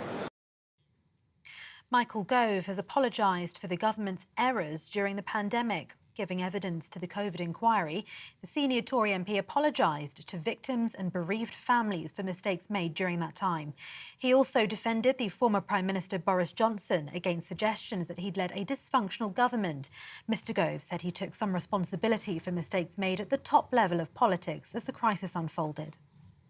I want to take this opportunity, if I may, my lady, to apologise to the victims who endured so much pain, the families who endured so much loss as a result of the mistakes that were made by government in response to the pandemic. And as a minister responsible for the Cabinet Office and who was also close to many of the decisions that were made, I must take my share of responsibility for that. Politicians are human beings, we're fallible, we make mistakes and we make errors. A man has admitted killing 3 people who died in separate attacks in Nottingham. Valdo Calacane, also known as Adam Mendes, denied murder but admitted 3 counts of manslaughter on the basis of diminished responsibility. Students Barnaby Webber and Grace O'Malley Kumar, both 19, and 65-year-old caretaker Ian Coates died after being stabbed in June. Thousands attended vigils for the victims in Nottingham in the wake of the attacks. Shop price inflation has eased for the 6th month in a row as retailers compete fiercely for customers ahead of Christmas. According to the British Retail Consortium, shop prices were 4.3% higher than last November, which is down from October's 5.2% and the lowest inflation since last June. Lower energy costs also saw a drop in food inflation. Rescuers in India have broken through rocks and debris to reach 41 construction workers who've been trapped in a collapsed tunnel in the Himalayas for 17 days. The delicate process of retrieving the workers is now underway. They'll need to be transported on stretchers one at a time through a pipe that's just 3 feet wide. And if you're dreaming of a white Christmas, you could be in for luck. The Met Office is predicting snow in parts of the UK as we head into the festive season. They've issued a yellow weather warning for snow and icy conditions in the northeast of England, Yorkshire and parts of Scotland. The warning starts at 5 o'clock this evening until late tomorrow morning. This is GB News across the UK on TV, in your car on digital radio and on your smart speaker by saying Play GB News. Now back to Tom and Emily.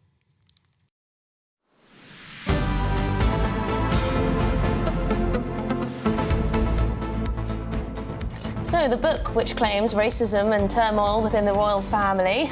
Omid Scobie's new book, Endgame Inside the Royal Family and the Monarchy's Fight for Survival, is finally released today. Well, the author promised the book would reveal moments of the royal family that they should be ashamed of and shine a light on unsolved mysteries. But the question on everyone's lips is, does this book really live up to the hype? Yes, so joining us now to discuss this is our royal correspondent Cameron Walker. Cameron, can you bring us the biggest bombshell claims and should we trust them? Well, if you're a fan of the royal family or indeed the Duke and Duchess of Sussex, it's certainly a very juicy read. But as you said, there are a number of allegations thrown at members of the royal family in there. In fact, I think almost every single member of the working royal family is targeted for some kind of criticism, apart from two people in particular, and they are the Duke and Duchess of Sussex, who, of course, are no longer working members of the royal family. A lot of the reviews in the papers in the last few days have dubbed it, quite, let's be frank, quite sympathetic towards the Duke and Duchess of Sussex. In fact, the centre-left Independent called it unfailingly sympathetic to the Sussexes, and that Omid Scobie, the author, does not hold them accountable for anything. I think a member of the royal family, which is got a lot of people particularly cross when it comes to what's been written about them in the book, is Catherine, Princess of Wales, who's accused of being a part-time working royal, and that she's the monarchy's last shiny thing, which has really upset a lot of people. In terms of, is this going to help with reconciliation between King Charles and his youngest son, Prince Harry, and indeed Meghan? I doubt it is going to help. Of course, we know from a couple of weeks ago, a source told me that Meghan and Harry both spoke to the King on his 75th birthday, which suggests to me some kind of olive branch was happening. But this book clearly isn't going to help matters. But Buckingham Palace, Kensington Palace, and indeed Archewell, who look after Harry and Meghan's communications, are not commenting, which could be speaking volumes. Very interesting indeed. Thank you for your time, Cameron Walker, our royal correspondent. So, shall we speak to royal commentator Jenny Bond and see what she has to say about this? Jenny, the reviews seem to be in, or at least they're beginning to come in, and people are saying that actually there's not much that's new. No, I'm struggling to find any new facts. There's plenty of opinion, there's plenty of dirt and allegations. It is being described, and I concur with these adjectives, poisonous, venomous. I think it's just plain nasty and snide. So many claims being thrown around, which I don't think that Omid Scobie has backed up. He's entitled to his opinion, he's a journalist, but I struggle to believe that honestly close friends, as he says, of Kate and William, or sources at Buckingham Palace are openly or even discreetly speaking to Omid Scobie for his book. I just don't think that would happen. So I'm afraid it's a load of old tosh, I think. But hey, he's getting a lot of publicity and he's making a lot of money. It's fascinating thinking about the different elements that have gone into this book. Of course, it's not the first book from this author. The previous book was said to be very close to the thoughts and views of both Harry and Meghan. Is this simply glorified ghostwriting? Well, I really don't know whether Harry and Meghan have cooperated with this. They say they haven't, and we must believe them. But and Omid Scobie insists he is not Meg's pal, and he is not their cheerleader. But we do know that first book, they did cooperate with that, albeit through a third party. Meghan had to admit that during a court case. But this one, I just think, that one, that had some value. It had some information. As I say, this one, I think, is just nasty, calling Catherine cold, a Stepford wife, suggesting, and this really riled me, suggesting that Catherine's small, to quote, achievements were exaggerated by the public, and that we all go, wow, when she does something, when with another member of the family doing the same thing, we would probably ignore it. I mean, that's just unkind and untrue. Catherine's achievements are by no means small. She's done a great deal, particularly the early development campaign that she is fronting. And as for the snide allegation that she's a part-time royal because she spends time with her young children, well, good for Catherine, I say. That's absolutely excellent. If you can, not everyone can. Obviously, I haven't got the money. But if you have a pretty rich husband, which she does, yes, spend more time with your kids. But she works hard as well. She does a lot of royal engagements. As we see, she's always on the front pages. And Jenny, one of the claims that's a little bit new from what we've heard before is that it wasn't just one royal, but two royals who commented on Archie's skin tone. I guess he's suggesting there that there are two royal racists. Well, of course, Archie is a you're talking about Omi, but Harry has said that they never used the word racist, and that's true, they didn't. But on this issue of people questioning the tone of their unborn son, I think, honestly, it is time you put up or you shut up. Omi Scobie suggests that he can't name anybody because of legal reasons. I can't see that's the case. So I think, again, it's masked in secrecy, and it just leaves a very nasty taste in everyone's mouth. And I think if they felt so strongly about it, then they should name those individuals. And in any case, frankly, if they were just saying, I wonder what the tone of this baby's skin is going to be. What if they said, I wonder if it's going to be a ginger? I mean, people might have said that. It's fascinating that these allegations are made without any specificity behind them, almost not really something that you'd describe as a revelation, more as an accusation, potentially.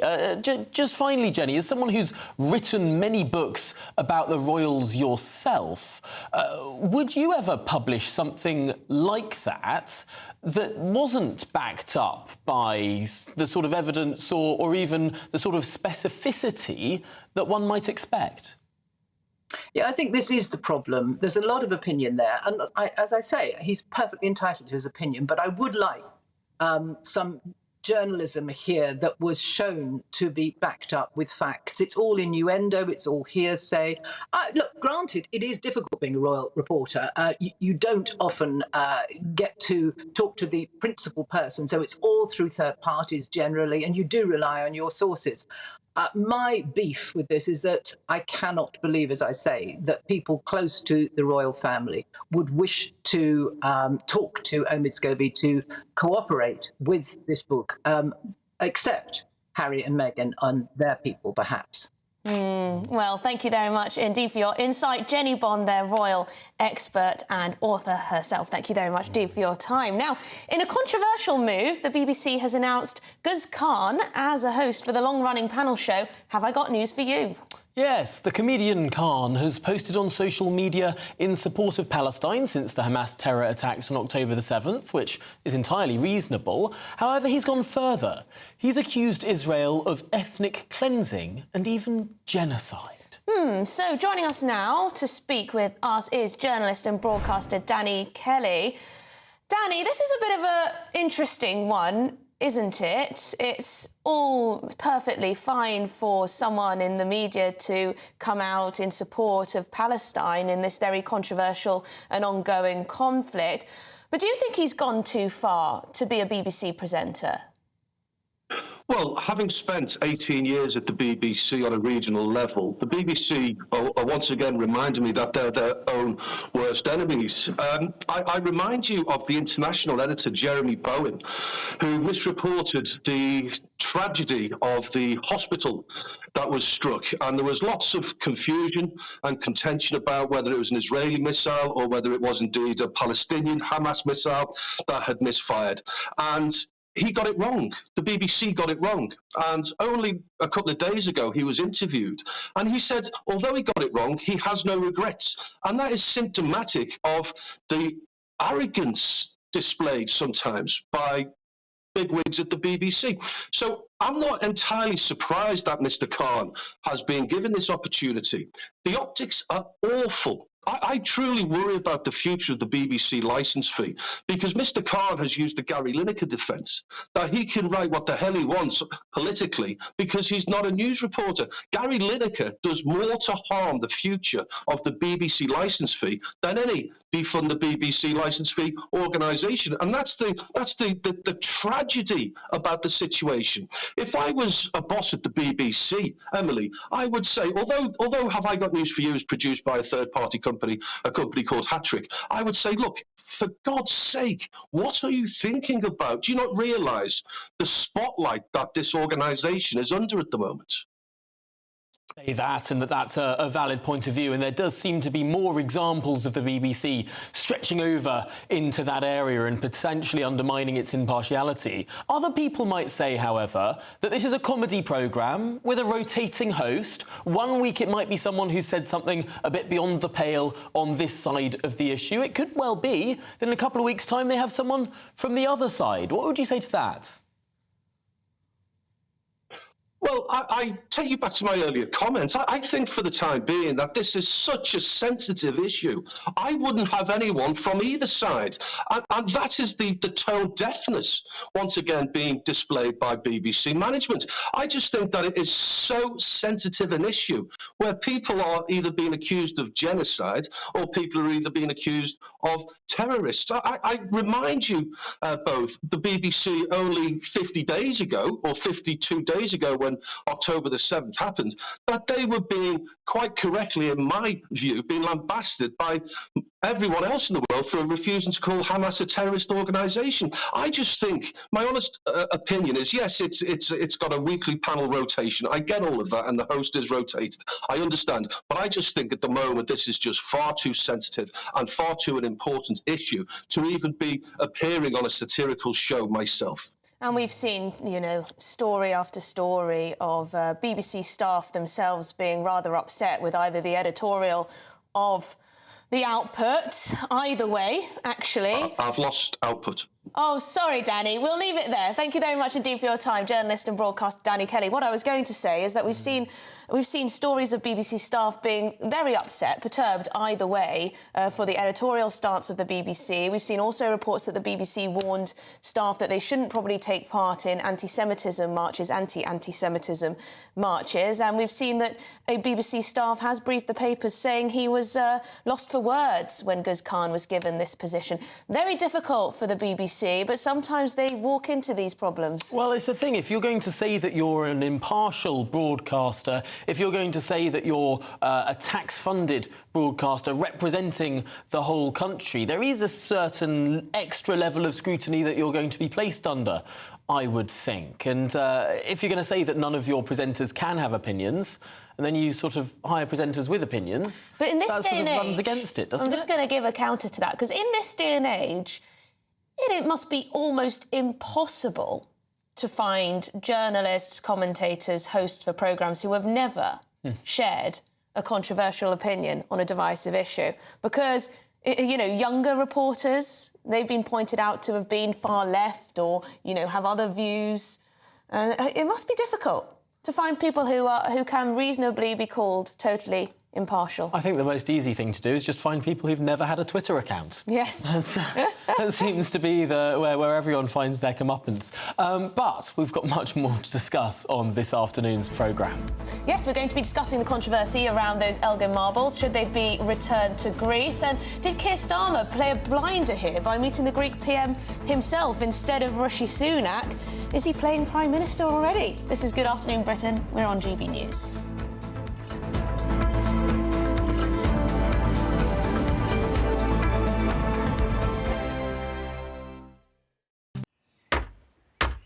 Who is it? We're here for the show. Welcome to the Dinosaur Hour with me, John Cleese.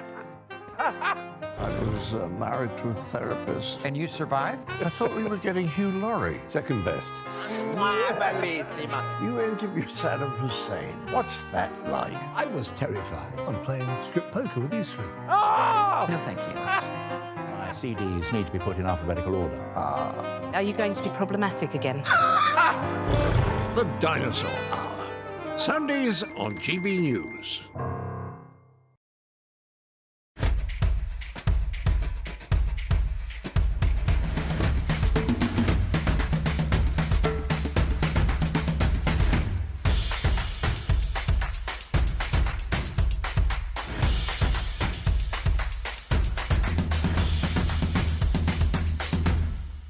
Wake up to the headlines with Headliners every morning at 5 a.m.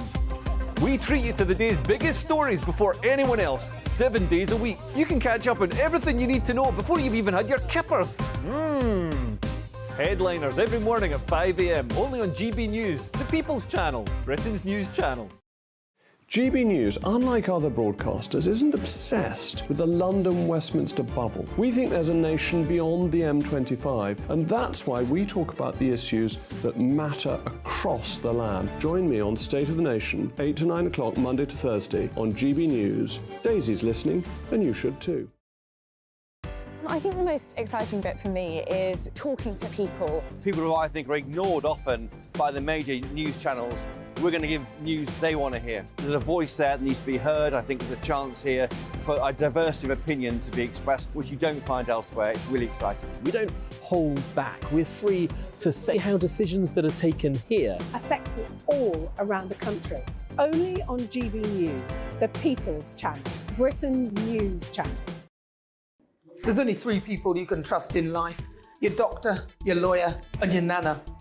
I'm not sure. So join me, Nana Aquare, at 3 p.m. every Saturday and Sunday, where we discuss the biggest topics of the weekend. Be ready for battle. Could you be quiet? What is this? It's on your teeth. It's on your teeth. I don't bite. Well, not without a good reason. Always honest, always fun. Every weekend at 3 p.m. on GB News, the People's Channel, Britain's news channel. Your weekend starts here with Friday Night Live with me, Mark Dolan, 8 till 9 on GB News.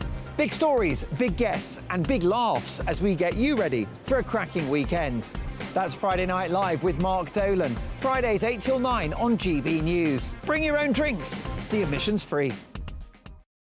Tired of the usual focus-tested, pre-prepared Westminster runaround? Well, so am I. So you want higher taxes? Is your department to blame for this? Are you rethinking this policy? Every Sunday at 9:30, I'll be sitting down with those in power to get the truth about the issues affecting you. Let's be honest, we've known about the cost pressures of this project for years, not months. That's the Camilla Tominey Show, a politics show with personality. On GB News, the People's Channel, Britain's news channel.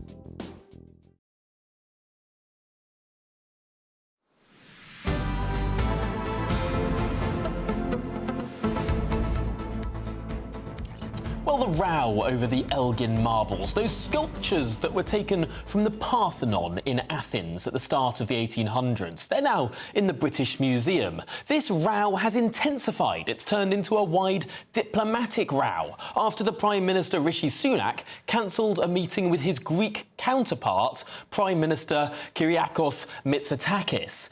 Now, the Greek Prime Minister expressed his displeasure at the 11th hour over this cancellation, where he was hoping to raise the prospect of the marbles, of these sculptures, being returned to Greece. Yes, well, Rishi Sunak has repeatedly rejected pleas to return the marbles to Greece, saying the British Museum was the right place for them.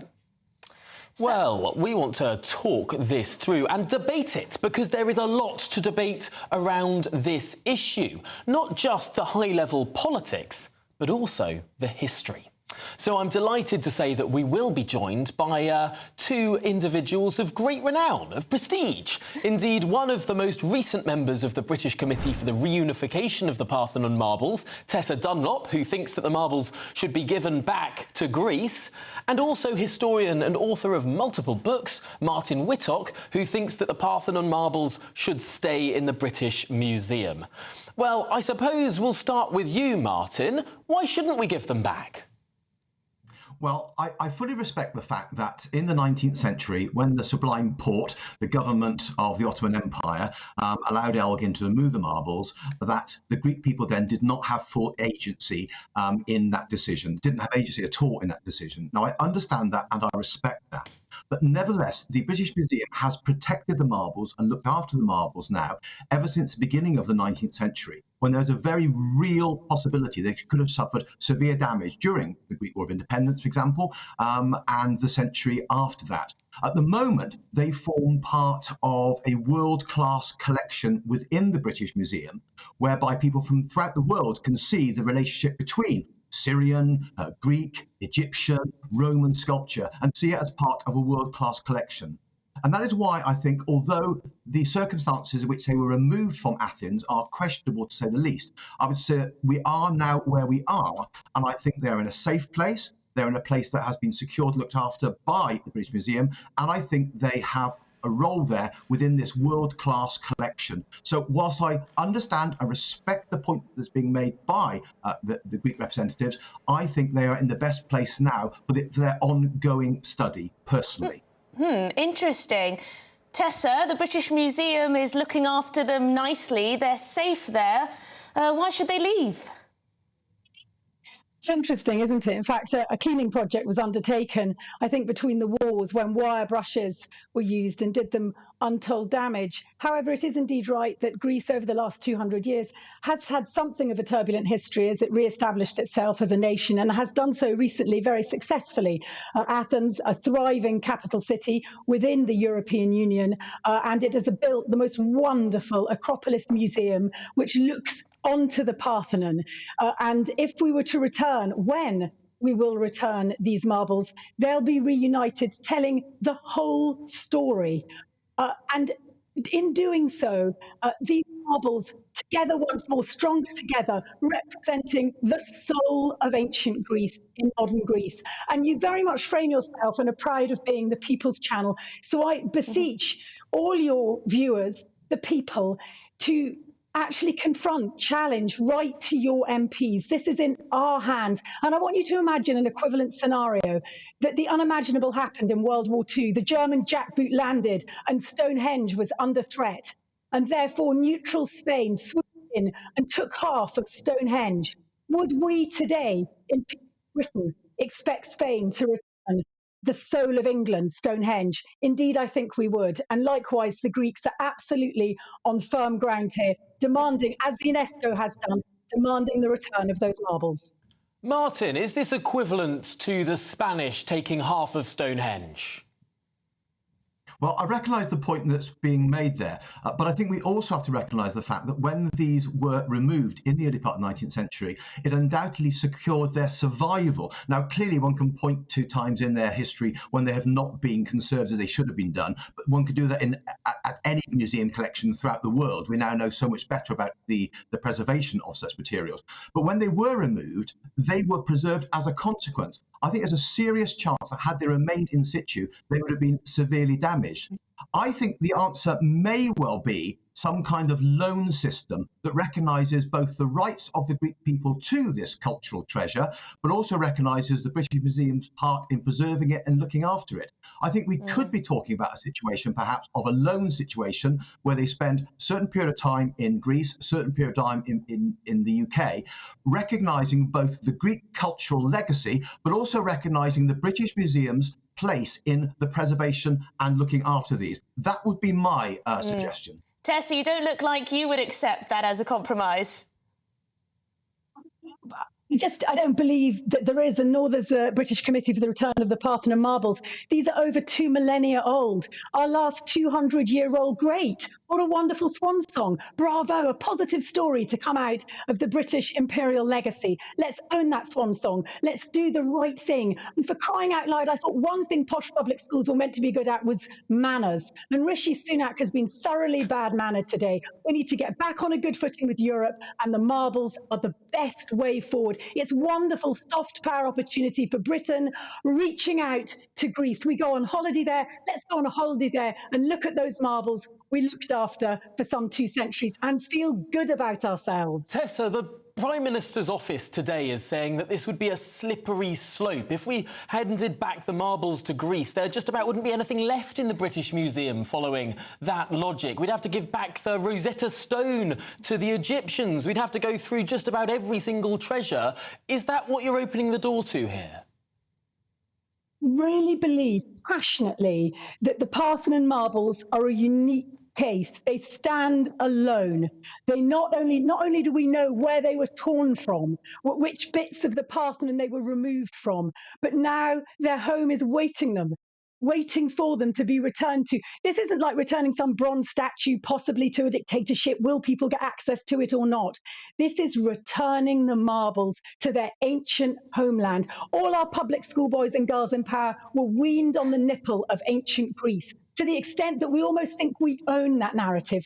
No, it belongs to Greece. Let's return the marbles to Greece. Let's do so in a civil way, imagery. and let's do so before we're pushed into it. Beautiful imagery, very vivid imagery there, Tessa. Thank you very much indeed for your time. Tessa Dunlop is one of the most recent members of the British Committee for the Reunification of the Parthenon Marbles, Tessa Dunlop.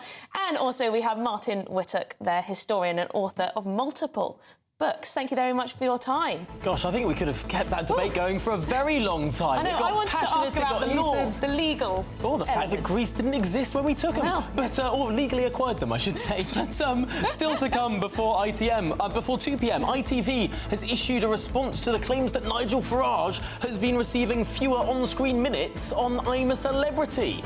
Well, we'll be getting to that after your news headlines.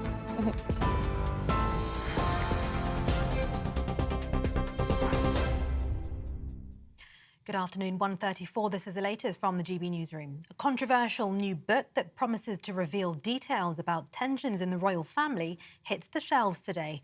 According to reports, Endgame has already been branded vicious and poisonous by royal insiders. Author Omid Scobie, who also co-wrote a biography of the Duke and Duchess of Sussex, claims the relationship between Prince Harry and his brother is beyond repair. He also writes that the King, Queen Camilla and the Prince of Wales conspired to undermine Harry and Meghan. Buckingham Palace has not commented. A temporary pause in fighting between Israel and the Hamas terror group appears to be holding as negotiations continue for a further extension. Hamas is due to release 10 Israeli hostages today. That's after 11 hostages, including 8 children and 3 adults, were released from Gaza last night. 33 Palestinian prisoners were also released. Rescuers in India have broken through rocks and debris to reach 41 construction workers who've been trapped in a collapsed tunnel in the Himalayas for 17 days. The delicate process of retrieving the workers is still underway. They'll need to be transported on stretchers, one at a time, through a pipe that's just 3 feet wide. Shop price inflation has eased for a 6th month as retailers brace for the festive season. According to the British Retail Consortium, shop prices were 4.3% higher than last November, which is down from October's 5.2% and the lowest inflation since last June. And if you're dreaming of a white Christmas, you could be in luck. The Met Office is predicting snow in parts of the UK as we head into the festive season. They've issued a yellow weather warning for snow and icy conditions in the northeast of England, Yorkshire and parts of Scotland. The warning starts at 5 o'clock this evening until late tomorrow morning. You can get more on all of those stories by visiting our website, gbnews.com.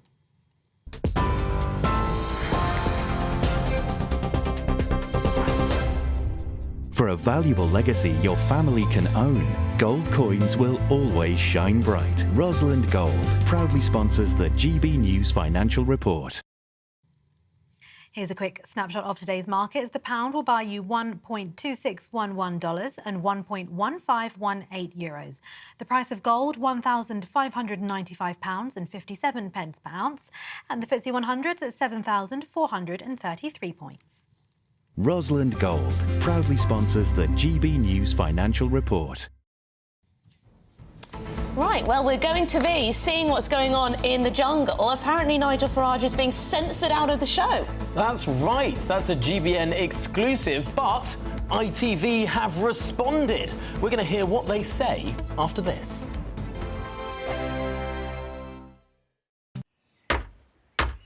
Who is it? We're here for the show. Welcome to the Dinosaur Hour with me, John Cleese. I was married to a therapist. And you survived? I thought we were getting Hugh Laurie. Second best. You interviewed Saddam Hussein. What's that like? I was terrified. I'm playing strip poker with you three. Oh! No, thank you. My CDs need to be put in alphabetical order. Are you going to be problematic again? The Dinosaur Hour. Sundays on GB News.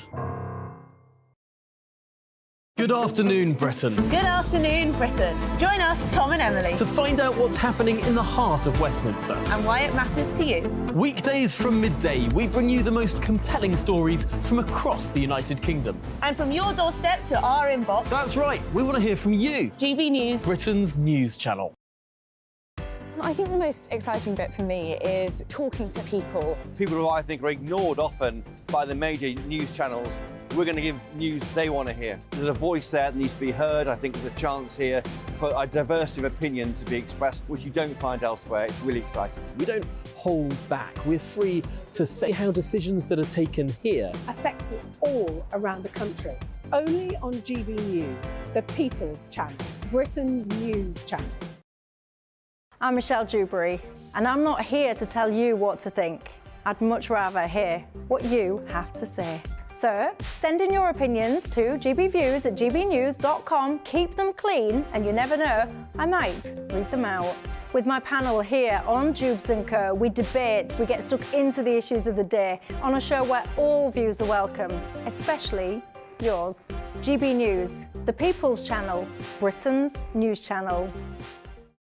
In the GB Newsroom, we bring you the news as it happens. With our team of dedicated journalists across the UK, we're ready to give you accurate reporting every day. When the news breaks, we'll be there with bulletins on GB News, the People's Channel, Britain's news channel. Your weekend starts here with Friday Night Live with me, Mark Dolan, 8 till 9 on GB News. Big stories, big guests and big laughs as we get you ready for a cracking weekend. That's Friday Night Live with Mark Dolan, Fridays 8 till 9 on GB News. Bring your own drinks, the admission's free. GB News, unlike other broadcasters, isn't obsessed with the London-Westminster bubble. We think there's a nation beyond the M25, and that's why we talk about the issues that matter across the land. Join me on State of the Nation, 8 to 9 o'clock, Monday to Thursday, on GB News. Daisy's listening, and you should too. Tired of the usual focus-tested, pre-prepared Westminster runaround? Well, so am I. So you want higher taxes? Is your department to blame for this? Are you rethinking this policy? Every Sunday at 9:30, I'll be sitting down with those in power to get the truth about the issues affecting you. Let's be honest, we've known about the cost pressures of this project for years, not months. That's the Camilla Tominey Show, a politics show with personality. On GB News, the People's Channel, Britain's news channel.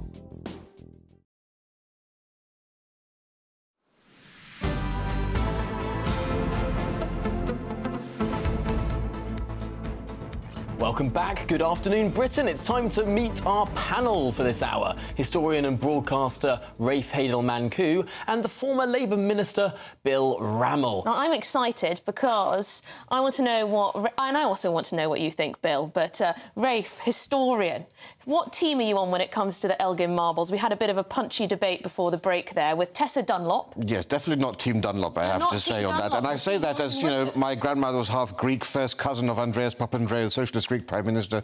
My great-grandfather discovered the Temple of Zeus at Dodona. But, look, we have to get away from this nationalism, you know. It's quite funny, people on the left arguing for nationalism over internationalism. And the British Museum is one of the world's 3 encyclopedic museums, along with the Louvre and the Metropolitan Museum. And they speak to our shared humanity, and they enable us to put things like the Benin bronzes and the Elgin Marbles into their global context, the development of man. And actually, it's because they were in the British Museum that the Elgin Marbles became famous. Nobody knew about them before. It's their presence there. And the British actually didn't steal them. These were purchased, of course, by Lord Byron at £5 million. And the House of Commons had a select committee ensuring that this was a legal acquisition. I can't imagine any other country in the world going to such great steps to ensure that the process of purchasing them was legal. And there was no Greece at the time, remember? There was no Greece at the time, but the Parthenon is perhaps the iconic symbol of Greece. Standing there on the Acropolis, looking down across Athens, this majestic sight. Do the Greeks not have a point that it feels like bits are missing? Well, bits are missing because they're in the British Museum. You can't escape that fact. But yes, but let's acknowledge the fact that it's because they're in the British Museum that the world can come to see them in numbers that will never be possible at the Parthenon. And it's because of their position in the British Museum that some of the world's greatest artists have been inspired by them to create their own art. I'd like to see you sit down with the Greek Prime Minister. It would be an interesting discussion. Bill, what do you think? I don't think the issue is the Elgin Marbles. The issue is the shocking decision of Rishi Sunak to cancel a meeting with the Greek Prime Minister hours before it was due to take place. Whatever you think of Brexit, and I happen to think it was a mistake, nevertheless, we need good relations with all EU countries, whether it's getting returns agreement, whether it's discussing trade, whether it's international issues. And the disrespect to cancel at such short notice, I think, is shocking. And frankly, it's crude electioneering. It's trying to create a wedge issue with the Labour Party. That's not statesmanship. That's shoddy leadership. Bill, was not the shoddy lack of statesmanship there started by the Greek Prime Minister, who, according to Number 10, had an agreement that he wouldn't raise publicly the issue of the marbles. And, of course, it's a long-standing issue. It's been going back decades and decades that the Greeks have been asking for them back. But instead, he took to national television to say it's like ripping the Mona Lisa in two, keeping one half in the British Museum and one half in the Louvre. Wasn't that a really peculiar thing to say that raised the heat of this conversation? I don't believe Number 10. Forgive me. I'm a former Foreign Office Minister. In every interchange with the Greek government, you would expect them to raise the Elgin Marbles. You know, and you spend 5 minutes on it, and then you move on to really important issues. You believe the Greek Prime Minister over Number 10? Yeah, on this I do. Shocking! Right, let's move on that bombshell. Now, ITV has been accused of using insane, dirty tricks to limit Nigel Farage's airtime on I'm a Celebrity, Get Me Out of Here. Well, this comes after a section showcasing Farage talking about his friend Donald Trump was allegedly removed from the programme. So this is an interesting one because obviously ITV were desperate, Rafe, to have Nigel Farage on. They obviously thought it was going to be an absolute winner when it came to viewing figures. It did appear like Nigel Farage was getting on quite nicely with most of the campmates. Yes, there was a bit of friction with Fred, the French maitre d', but besides from that, it all seemed to be going quite swimmingly. Do you think the ITV execs are getting a bit worried that maybe they're doing his press for him? Yes, I think they were hoping for another Matt Hancock repeat. And I think people are, as I expected, actually, getting to know the real Nigel Farage, who is an absolutely charming, decent chap. I've never heard him say a bad word about anybody, and people are seeing the real character rather than the pantomime villain that he's often portrayed by in the media. And I think this is doing him a world of good, not by those who are rabidly against him, by all those who are quite uncertain or maybe took a dislike to him. They're actually getting to like him, and that might be scaring ITV quite a bit. And, of course, they believe that he may be using this as a platform perhaps for future ambitions. Well, wasn't the problem here that Nigel Farage was caught on camera in one of the very early episodes saying, I'm gutted they didn't vote for me to do the trial, because if you do the trials, you get 25% of the airtime. Didn't he give the game away? I think he did a bit. Look, I'm no fan of Nigel Farage. I think he's been hugely divisive. But the issue here is ITV's duty of due impartiality. And what the guidelines say is that if you're going to have someone who's going to give very strong views, it has to be countered by others with equally strong views. And I don't think the celebs on the programme are up to giving him that degree Even of... on a You mean Nella Rose isn't doing a good job? She was doing a good job, wasn't she? Maybe she wasn't involved in this particular exchange. Right, well, I can kind of see the logic that they might be concerned about it being perceived as political campaigning. Do you think that's the worry, or do you think it's lefty execs not wanting Nigel Farage to get good press? I think it's all of the above. I mean, you know, there's certainly an opportunity here for Nigel Farage to make his case. He's a very skilled media operator, but at the same time, I think, you know, he can win the battle for hearts and minds over these next few weeks. I'll tell you what, though, I'm no fan of Nigel Farage, but sticking your head in a bucket full of snakes is my worst nightmare. You mean going on the BBC? What about mooning on national television? Not persuaded. That was an interesting editorial choice. I don't think I've watched a good few episodes of I'm a Celebrity over the years. I'm not sure I can remember seeing bare buttocks from any other celebrity chosen to be shown on the programme. No, just some, bikini moments, but that's allowed. Well, perhaps we should move on now to maybe more substantive news, because let's discuss Virgin Atlantic, who claim to have launched the world's first transatlantic flight powered only by what's known as sustainable aviation fuel. Now, this is fuel that's made from sustainable sources such as agricultural waste and used cooking oil, and it's said to be around 80% less carbon intensive than jet fuel. Well, this is quite exciting. Now, Virgin claims the fuel offers CO2 life cycle emissions savings of up to 70%, performing exactly like traditional jet fuel. So it's just as efficient, perhaps, or at least it works well. Well, the Transport Secretary, that's the flight taking Mark off there. Harper, was at the airport this morning talking about this flight. Richard Branson was on the flight. Is this a big I think British we can have a listen to success him, story? actually. Oh, can we? This is a real step forward for using 100% sustainable aviation fuel for a first commercial-scale transatlantic flight. And this is part of how we get this innovation and technology to mean that we can continue making sure flying is available for everybody, but in a way that protects the environment, which I think what most people want us to be able to do. Well, there we have it. The Transport Secretary talking to GB News earlier this morning. Bill, is this a British success story? I think in principle it is. I think it's a good thing that we're investing in innovation, in technology to try to help to tackle climate change, which is a real and urgent and pressing challenge. So I think it's a good thing. It's clearly a very small step in a much longer path. It's going to take a lot of time. It's going to take a lot of investment where the government needs to come to the table. But I think it has to be a good thing. And Rafe, I suppose this shows that, you know, all the climate protesters who campaign against extra runways or to shut down airports, I mean, perhaps they're going to be sort of left in history books if we're going to have all of these sustainable planes that aren't as carbon intensive in the future. Precisely. I mean, the solution to environmental issues has always been new technology, not this retrograde retreating to the dark ages that these puritanical horsehair shirt-wearing environmental extremists want to see. And, you know, this is not new, of course. You know, HGV trucks and, in some councils, dust carts are being run on vegetable oil. His Majesty the King uses the byproducts of wine and cheese to drive his Aston Martin. So there are solutions. Where there's a will, there's a way. I don't know, maybe it'd be beer for other people to use. But anyway, the point is, there are solutions that are there. I think it's great. And I think there are 5 new factories or production things coming online in the UK to produce this fuel in the future, because it does need to be produced at scale, but I think it's exciting. Well, we've got a lot of amends to make for our carbon emissions, according to new research from Carbon Brief. So this is this sustainable fuel may be, you know, a step for us to redeem ourselves, because apparently we have moved from the 8th to the 4th in the list of nations with the biggest historical emissions. Why?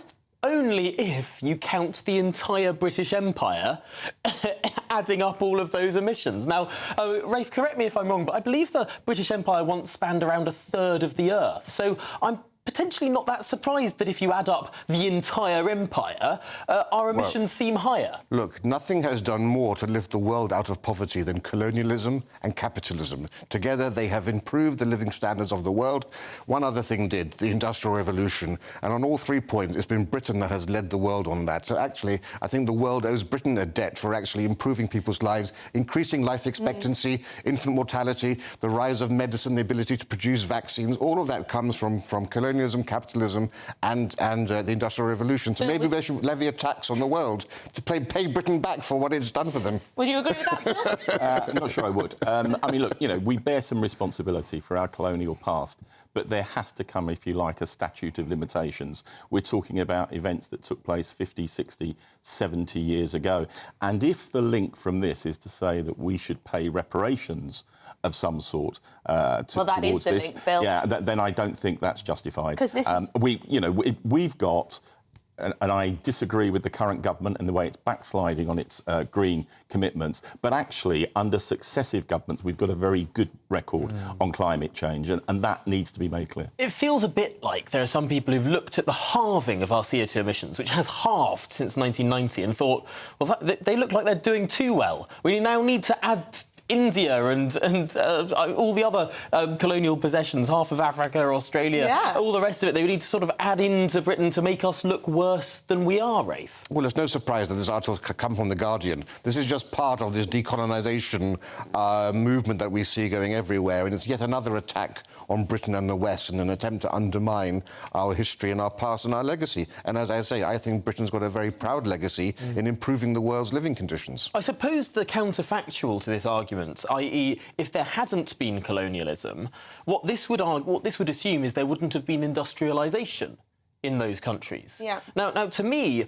I find that hard to believe, because there are countries that weren't colonised that did industrialise, and potentially it's saying that either the British Empire encouraged these countries to industrialise more and therefore it was bad, or the flip side is, if the British Empire wasn't there, what if they industrialised more as a result of not having the British Empire there? In that case, the British Empire was a reducting force for CO2. Are you sort of following my argument? You've lost me there a bit, Tom. Too many words. Either the British Empire was pumping out more CO2 than otherwise would have been the case, or it was developing these countries more, or you know, if it basically we're to blame either way. Right. It's either way you look at it.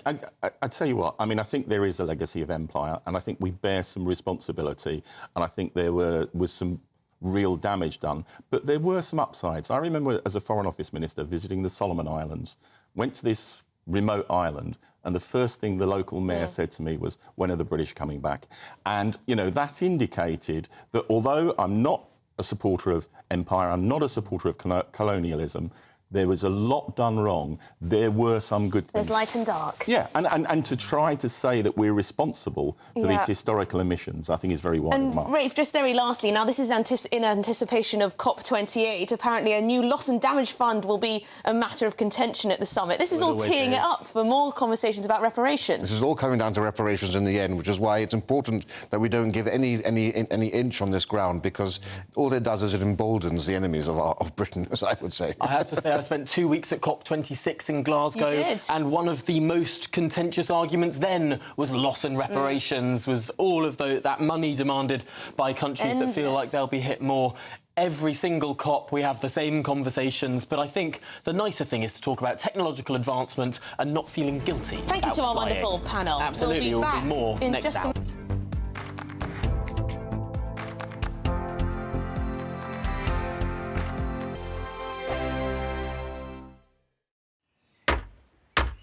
Who is it? We're here for the show.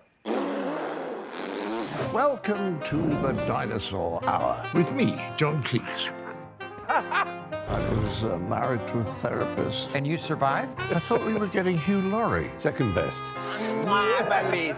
You interviewed Saddam Hussein. What's that like? I was terrified. I'm playing strip poker with you three. No, thank you. My CDs need to be put in alphabetical order. Are you going to be problematic again? The Dinosaur Hour. Sundays on GB News.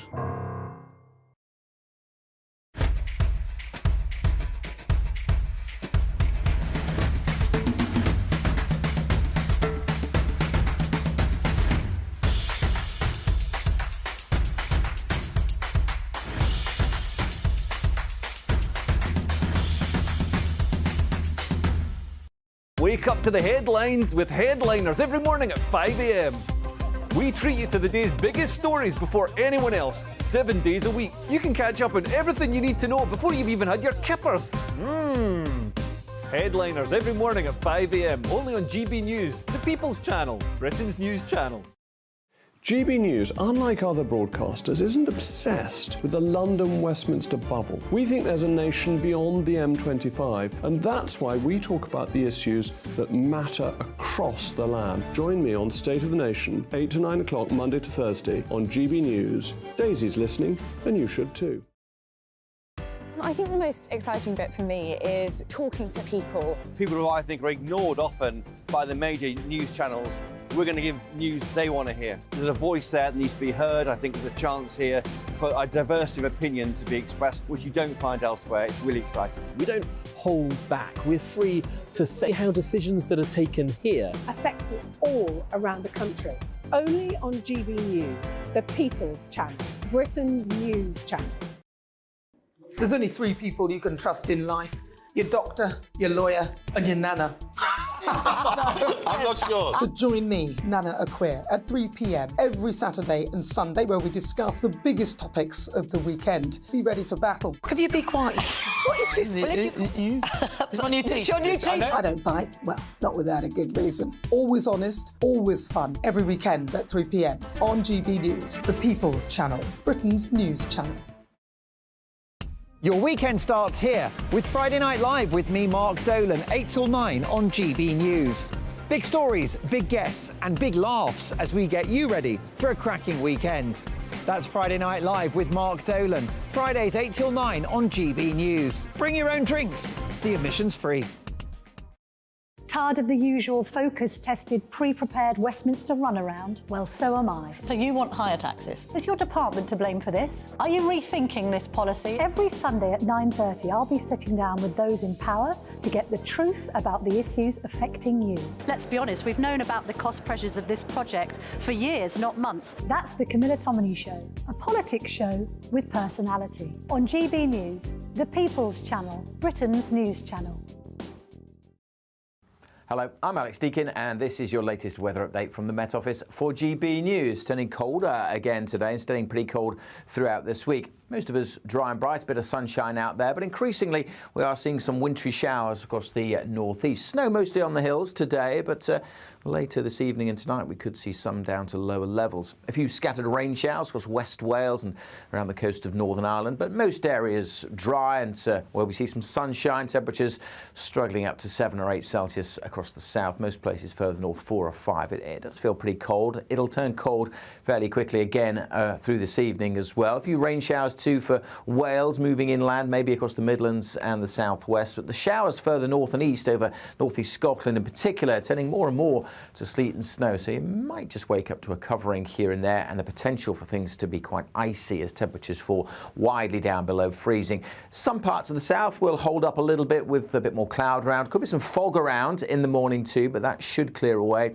The cloud will tend to break up across the south, so again, most places dry and bright tomorrow, but a few more of these wintry showers just coming into northeast England and northern and eastern parts of Scotland. Again, a mixture of hail, sleet and some snow. Again, a pretty chilly one, if anything colder again tomorrow, with many places struggling to get above 2 or 3 degrees. It stays cold on Thursday. Just a question mark about how far north this band of wet weather gets. Could bring a little bit of snow across the south.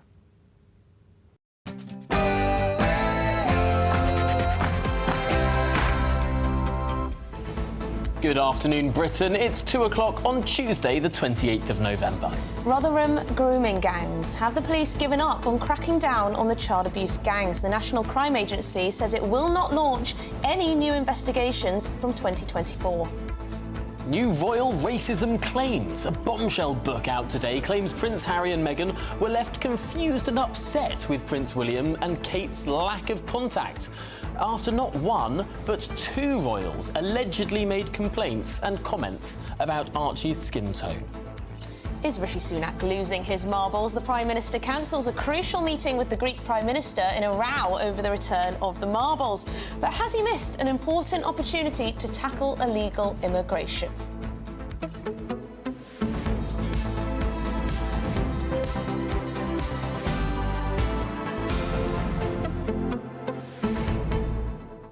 None other than Marks and Spencer has become embroiled in a cultural appropriation row over its quote-unquote Spanish croquettes, filled with Spain's national dish. Yes, but the British ambassador to Spain has led a backlash, with critics describing the dish as wrong on every level in the latest cultural dispute to hit British kitchens. I mean, this is absolutely crazy. We have this all the time, don't we? We saw it over various sauces that are Jamaican in origin. I think it was it Jamie Oliver? Or one of the top chefs. He was criticised because it wasn't the proper recipe, and this is an example of cultural appropriation. I don't think it's possible to do cultural appropriation with food. I mean, it's food. You're cooking food. It's not offensive to cook someone else's food. In fact, some of the best foods are fusions of different people's cultures. I mean, the best curries were invented in Britain. Yes, but apparently, it's about the recipe. That's the issue. Apparently M&S have mixed together all sorts of different Spanish foods into these croquettes. And they're not supposed to be together. So this is the outrage. Who says they're not supposed to be together? Well, the Spanish ambassador, clearly. Well, a Spanish ambassador can get stuffed, quite frankly, like one of these croquettes. Apparently. So, apparently, yes, M&S is just trying to combine all these different ingredients, the paella rice, the smoky chorizo, the saffron, and the creamy bechamel sauce. Excellent. And no, they're not supposed to be together. So there you go. What side are you on? M&S or the Spanish ambassador. Food not supposed to be. Food's supposed to. It all ends up together anyway. M&S has been, well, it's got itself into a few difficult situations, hasn't it, recently, with the Christmas advert being accused of burning the Palestine flag. And now this. Goodness me, don't get me started. We'll get to all of that after your news headlines.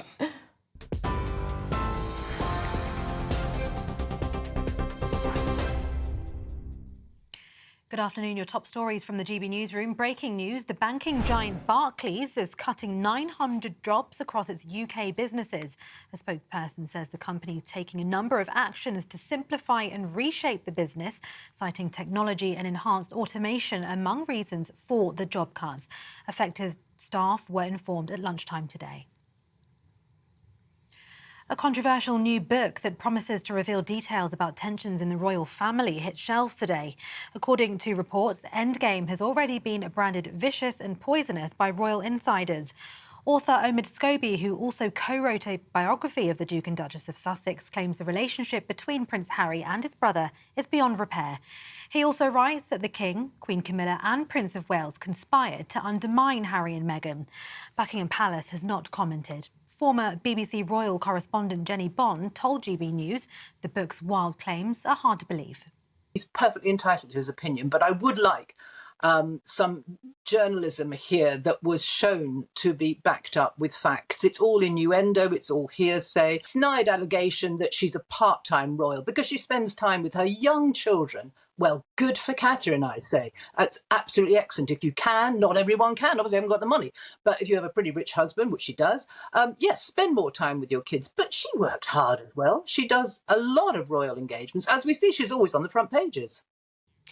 A temporary pause in fighting between Israel and the Hamas terror group appears to be holding as negotiations continue for a further extension. Hamas is due to release 10 Israeli hostages today. That's after 11, including 8 children and 3 adults, were released from Gaza last night. 33 Palestinian prisoners were also released. A planned meeting between Rishi Sunak and the Greek Prime Minister was abruptly called off amid a row over the Elgin Marbles. Rishi Sunak decided it would not be productive to meet his Greek counterpart after he publicly discussed the disputed ownership of the Parthenon sculptures. Kyriakos Mitsotakis was offered time with the Deputy Prime Minister instead. However, he opted for a flight home. The first transatlantic flight in a large passenger aircraft using green fuel has departed Heathrow, bound for New York's JFK Airport. Virgin Atlantic is operating the Boeing 787 Dreamliner. Passengers include Virgin founder Sir Richard Branson and the Transport Secretary Mark Harper. He told GB News that the flight shows we can decarbonise travel. This is a real step forward for using 100% sustainable aviation fuel for a first commercial-scale transatlantic flight. And this is part of how we get this innovation and technology to mean that we can continue making sure flying is available for everybody, but in a way that protects the environment, which I think what most people want us to be able to do. Michael Gove has apologised for the government's errors during the pandemic. Giving evidence to the COVID inquiry, the senior Tory MP apologised to victims and bereaved families for mistakes during that period. He also defended the former Prime Minister Boris Johnson against suggestions he'd led a dysfunctional government. Mr Gove said he took some responsibility for mistakes made at the top level of politics as the crisis unfolded.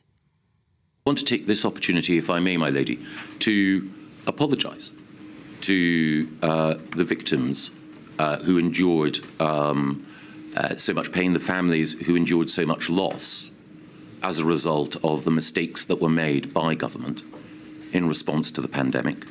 And as a minister responsible for the Cabinet Office and who was also close to many of the decisions that were made, I must take my share of responsibility for that. Politicians are human beings, we're fallible. We make mistakes and we make errors. A man has admitted killing 3 people who died in separate attacks in Nottingham. Valdo Calacane, also known as Adam Mendes, denied murder but admitted 3 counts of manslaughter on the basis of diminished responsibility. Students Barnaby Webber and Grace O'Malley Coomer, both 19, and 65-year-old school caretaker Ian Coates died after being stabbed in June. Thousands of people attended vigils for the victims in Nottingham in the wake of the attacks. And if you're dreaming of a white Christmas, you could be in luck. The Met Office is predicting snow in parts of the UK as we head into the festive season. They've issued a yellow weather warning for snow and icy conditions in the northeast of England, Yorkshire and parts of Scotland. That warning starts at 5 o'clock today until late tomorrow morning. This is GB News across the UK on TV, in your car on digital radio and on your smart speaker by saying Play GB News. Now back to Tom and Emily.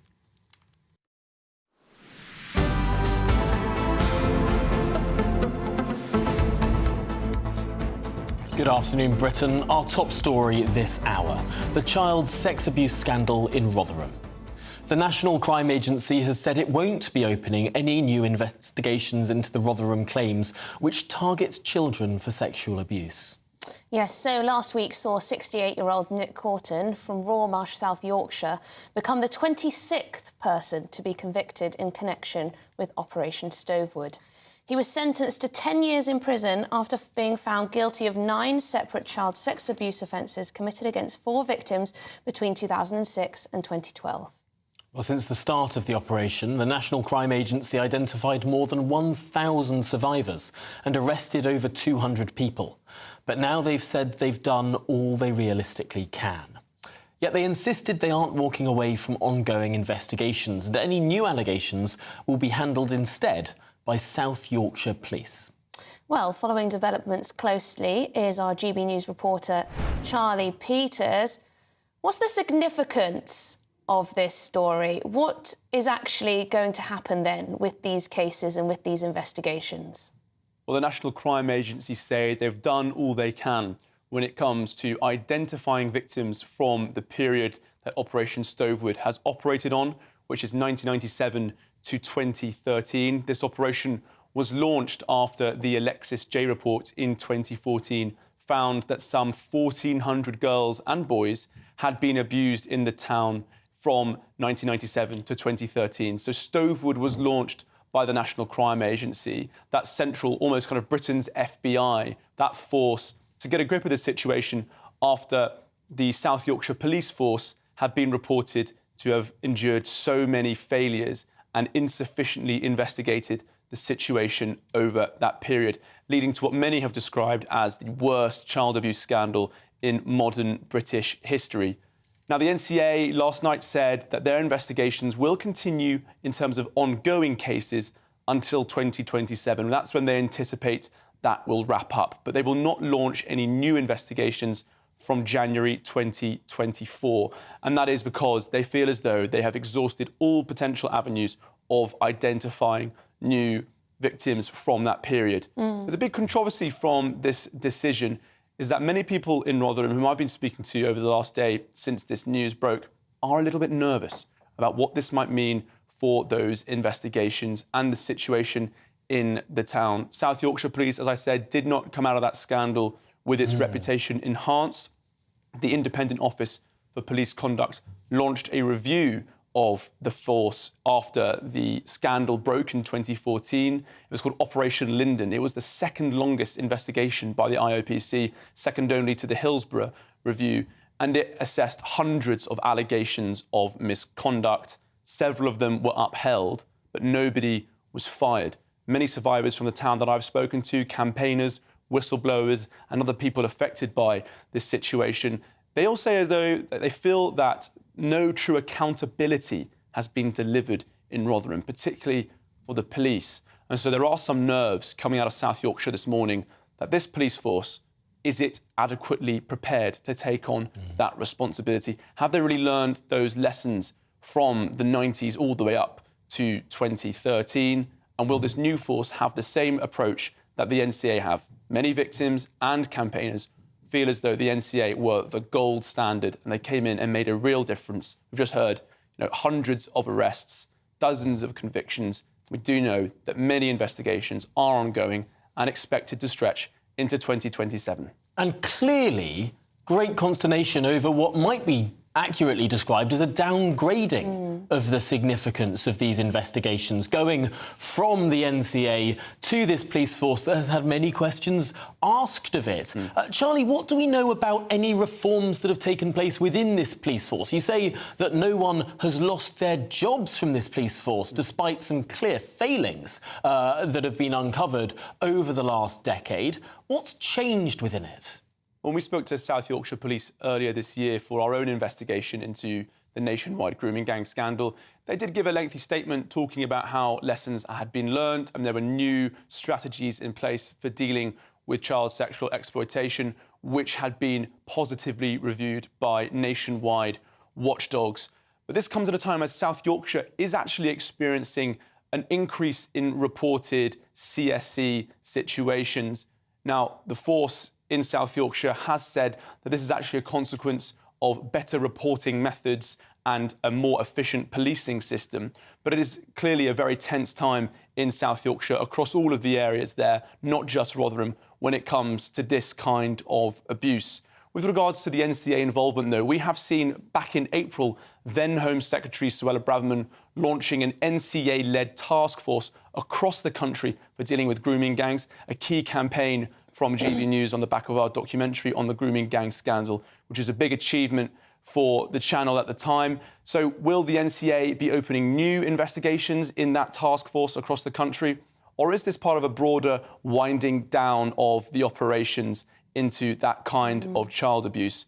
Well, those questions still need to be answered, but certainly some nerves in Rotherham by both victims and campaigners about what this might mean for those investigations. Thank you very much, Charlie Peters, our news reporter there. Well, that's the worry, isn't it, that this may signify, as you said, a downgrading of this issue. Yes, and whether or not they have the resources or indeed the will to keep these investigations going, because many people feel there are still, a decade on, still unanswered questions. And we know that grooming gangs haven't just stopped. It's not over, still out there around the country. So we'll keep an eye on that, and Charlie Peters will bring us any updates. But Sir Keir Starmer has accused Rishi Sunak of picking a fight with a NATO ally for the sake of a headline after the Prime Minister cancelled a meeting with his Greek counterpart at the 11th hour. Reportedly planned to use the meeting to raise the prospect of the Elgin Marbles being returned to Greece. Yes, Kyriakos Mitsotakis, the Greek Prime Minister, expressed his displeasure at this cancellation, especially as preventing illegal migrant boat crossings would have been high on the agenda for the meeting, a top priority for both the British government and, of course, the Greek government, as Greece is very often that gateway into the EU for illegal migrants. And Rishi Sunak has repeatedly rejected pleas to return the Elgin Marbles to Greece. He says the British Museum is the right place for them.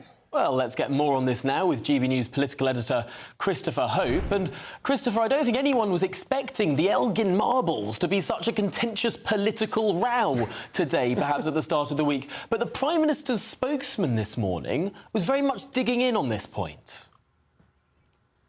That's right. It dominated our morning meeting with the Prime Minister's spokesman for 30 minutes, which normally, well, not about Greece or the Elgin Marbles. This goes back to an interview which the Greek Premier Kyriakos Mitsotakis gave to Laura Kuenssberg on Sunday for the BBC, in which he made clear that the Greek long-standing position to want these marbles currently held by the British Museum to be restored to a museum especially built for them in Athens. Now, he said it's like having the Mona Lisa ripped in two and shared between the Louvre and the British Museum. It's not fair and shouldn't happen. Now, that is the long-standing Greek position, but it turns out that before the planned meeting between our Prime Minister Rishi Sunak and the Greek Premier, the UK had agreed to have the meeting as long as they didn't make the issue of the marbles a big issue or raise awareness of it. He was asked a question, and that led to the Prime Minister, Rishi Sunak, calling off the meeting for today, offering Oliver Dowden in his place. That wasn't enough, and the Greek Premier has left. Instead, Keir Starmer met with him last night, had a meeting about other areas, not just the marbles, and Keir Starmer's used it to try and make some political hay, saying that the UK has lost a chance here to discuss the issue of the migrant crisis in the southern Mediterranean, which you can probably agree with. But earlier we heard from Gillian Keegan, she's the Education Secretary, and she was drawn into the argument. Here's what she had to say. Well, the Greek Prime Minister was offered a meeting with the Deputy Prime Minister, and of course we do value our relationship with Greece, and we work a lot in partnership to tackle organised crimes and other crime gangs and other things that we work together on. But of course, you know, it's also very clear that the Elgin Marbles are actually protected under law, and under that law they have to stay in the British Museum. That law dates from 1963. It'd be illegal under law to try and send these marbles back to Greece. Now, George Osborne, remember him? He's a chairman of the British Museum. He's been working on a solution to try and loan them to Athens, but it was made very clear today by Number 10 that any acts by a private individual is up to them. And that's a lot of shade being chucked at George Osborne by Rishi Sunak. Now? Why discuss these marbles now? You might wonder, is a kind of pause maybe in normal Westminster discussions about migration and the COVID inquiry and the rest. But I think it does show to me that there's an election on, and there's clearly the Tories want to see this as what they call a wedge issue. What would Keir Starmer do? Would he try and restore these marbles back to Athens, or would he hold the line and defend them and make sure they don't go there? So I think in a small way, it's all about politics. Christopher, it's been pointed out that this meeting that was cancelled at the 11th hour could have been an opportunity to talk about illegal migration, to talk about stop the boats policy, which of course is very important indeed. Has he missed an opportunity here? I think he has, Emily. I think that'd be a big issue to raise the issue of Greece. Greece is in many ways a gateway for lots of migrants to come across. And it's a shame it couldn't be raised. But I think the UK government sees this as an opportunity not to show to the rest of the world. It won't be kicked about by other maybe smaller nations or albeit allies. We're not sure where it'll go next. There are more interviews today, I think, to be held with ministers who are getting involved. But there's no attempt to recall the UK ambassador or a meeting without coffee or the Greek ambassador in Whitehall. But I think it's a long-running issue which won't be going away and may raise its head again before the election next year. No, absolutely fascinating how long this one will run and run, looking like the Labour Party trying to take advantage of it. But then again, I suppose to some extent it was the Greeks that brought the vivid imagery of ripping up paintings to the table in the first place. Christopher Hope, thank you so much for bringing us the very latest on this unusual story. Do you think Tom, do you think the Greek Prime Minister will now never speak to Rishi Sunak again? Has this sort of destroyed the relationship? I very much doubt it. I think there'll be more meetings. They'll see each other at the Council of Europe. They'll see each other at the European political community. There are lots of different meetings where these European leaders will see each other at. I mean, you know, they probably don't really like each other that much anyway. To be honest, I'm not sure how good Rishi Sunak's Greek is. Maybe he studied ancient Greek at the posh school he went to. But yeah, I imagine some leaders are fed up of always having to speak English, but that's a debate for another day. Still to come. Oh, that's going to be a great debate. Still to come. Michael Gove has apologised to victims and bereaved families for the government's errors during the pandemic.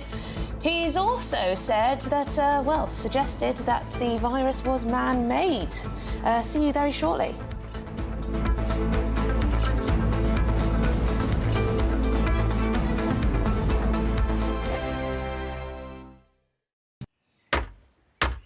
Who is it? We're here for the show. Welcome to the Dinosaur Hour with me, John Cleese. I was married to a therapist. And you survived? I thought we were getting Hugh Laurie. Second best. You interviewed Saddam Hussein. What's that like? I was terrified. I'm playing strip poker with these three. Ah! No, thank you. My CDs need to be put in alphabetical order. Are you going to be problematic again? The Dinosaur Hour. Sundays on GB News. Good afternoon, Britain. Good afternoon, Britain. Join us, Tom and Emily, To find out what's happening in the heart of Westminster. and why it matters to you. Weekdays from midday, we bring you the most compelling stories from across the United Kingdom. And from your doorstep to our inbox. That's right, we want to hear from you. GB News. Britain's news channel. I think the most exciting bit for me is talking to people. People who I think are ignored often by the major news channels. We're going to give news they want to hear. There's a voice there that needs to be heard. I think there's a chance here for a diversity of opinion to be expressed, which you don't find elsewhere. It's really exciting. We don't hold back. We're free to say how decisions that are taken here affect us all around the country. Only on GB News, the People's Channel, Britain's news channel. I'm Michelle Dewberry, and I'm not here to tell you what to think. I'd much rather hear what you have to say. So, send in your opinions to gbviews@gbnews.com. Keep them clean, and you never know, I might read them out. With my panel here on Jubes & Co, we debate, we get stuck into the issues of the day on a show where all views are welcome, especially yours. GB News, the People's Channel, Britain's news channel. In the GB Newsroom, we bring you the news as it happens. With our team of dedicated journalists across the UK, we're ready to give you accurate reporting every day. When the news breaks, we'll be there with bulletins on GB News, the People's Channel, Britain's news channel. Your weekend starts here with Friday Night Live with me, Mark Dolan, 8 till 9 on GB News. Big stories, big guests and big laughs as we get you ready for a cracking weekend. That's Friday Night Live with Mark Dolan, Fridays 8 till 9 on GB News. Bring your own drinks, the admission's free. GB News, unlike other broadcasters, isn't obsessed with the London-Westminster bubble. We think there's a nation beyond the M25, and that's why we talk about the issues that matter across the land. Join me on State of the Nation, 8 to 9 o'clock, Monday to Thursday, on GB News. Daisy's listening, and you should too. Tired of the usual focus-tested, pre-prepared Westminster runaround? Well, so am I. So you want higher taxes? Is your department to blame for this? Are you rethinking this policy? Every Sunday at 9:30, I'll be sitting down with those in power to get the truth about the issues affecting you. Let's be honest, we've known about the cost pressures of this project for years, not months. That's the Camilla Tominey Show, a politics show with personality. On GB News, the People's Channel, Britain's news channel.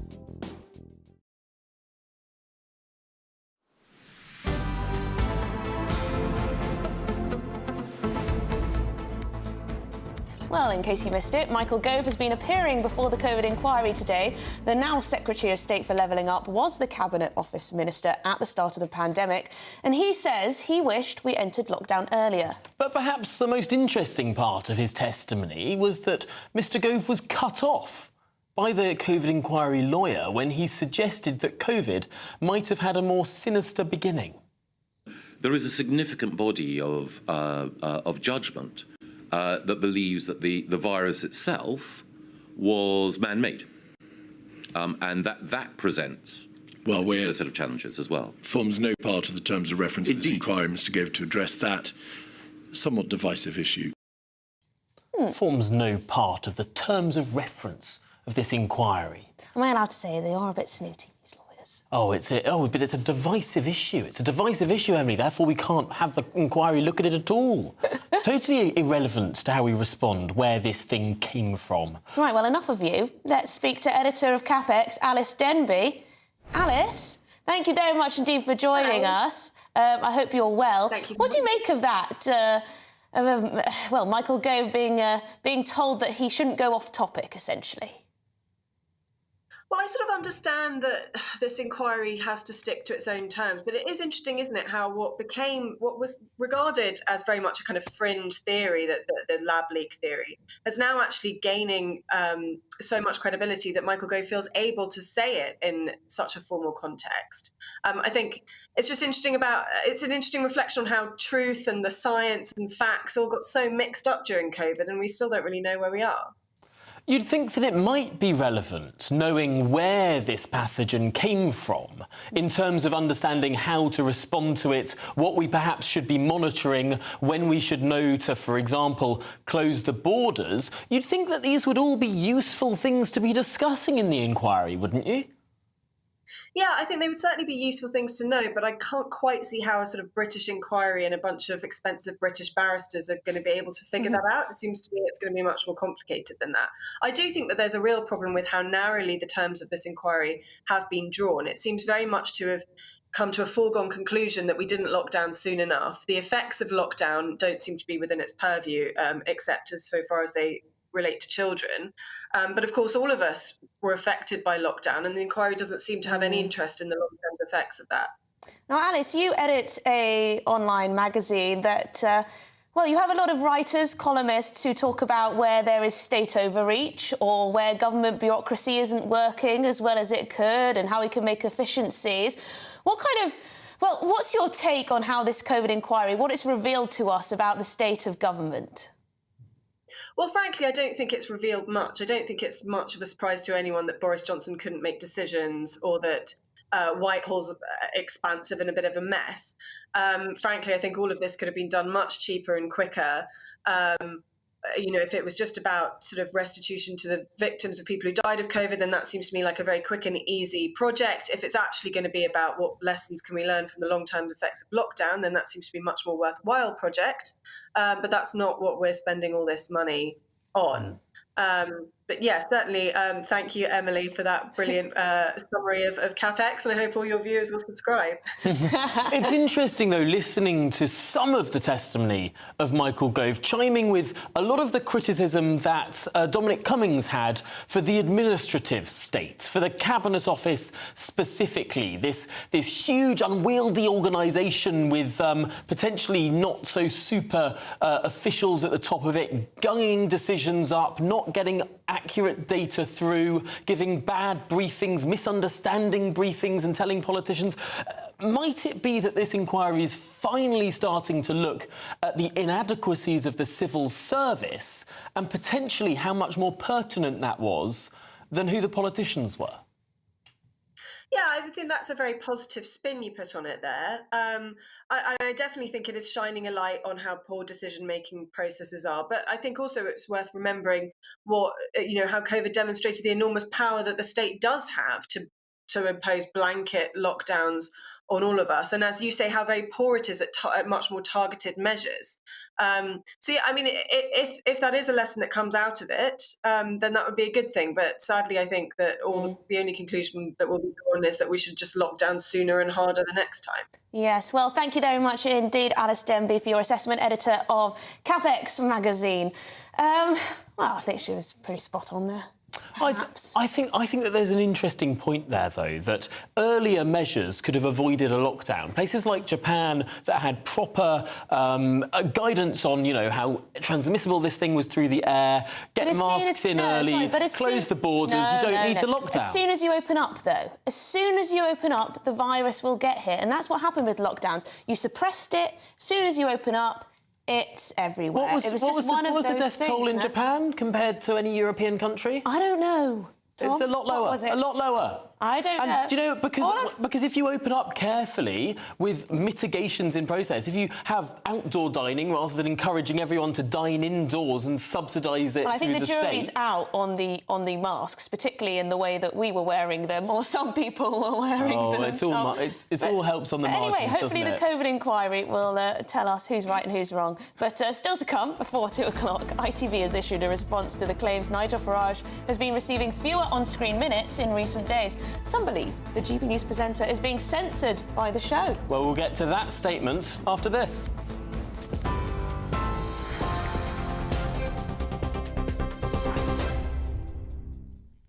Good afternoon. Your top stories from the GB Newsroom. Let's start with breaking news. The first of the 41 workers who've been trapped in a collapsed tunnel in the Himalayas have been brought to safety. It's after rescuers broke through rocks and debris to reach the crew who've been trapped for 17 days. The delicate rescue mission involves transporting the workers one at a time on stretchers through a pipe that's just 3 feet wide. Families of hostages held by Hamas have gathered in Tel Aviv's Museum Plaza as they eagerly await details of who might be released by the terror group later today. A temporary pause in fighting appears to be holding as negotiations continue for a further extension.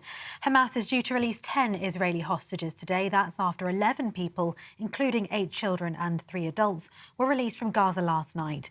33 Palestinian prisoners were also released. A controversial new book that promises to reveal details about tensions in the royal family hits the shelves today.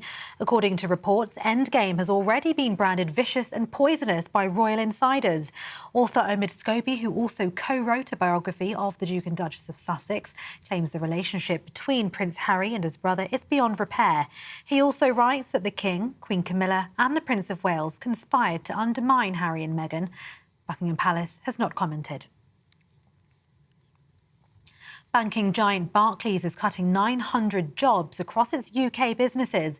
A spokesperson says the company is taking a number of actions to simplify and reshape the business, citing technology and enhanced automation among reasons for the cuts. And if you're dreaming of a white Christmas, you could be in luck. The Met Office is predicting snow in parts of the UK as we head into the festive season. They've issued a yellow weather warning for snow and icy conditions in the northeast of England, Yorkshire and parts of Scotland. The warning starts at 5 o'clock today until late tomorrow morning. You can get more on all of those stories by visiting our website, gbnews.com.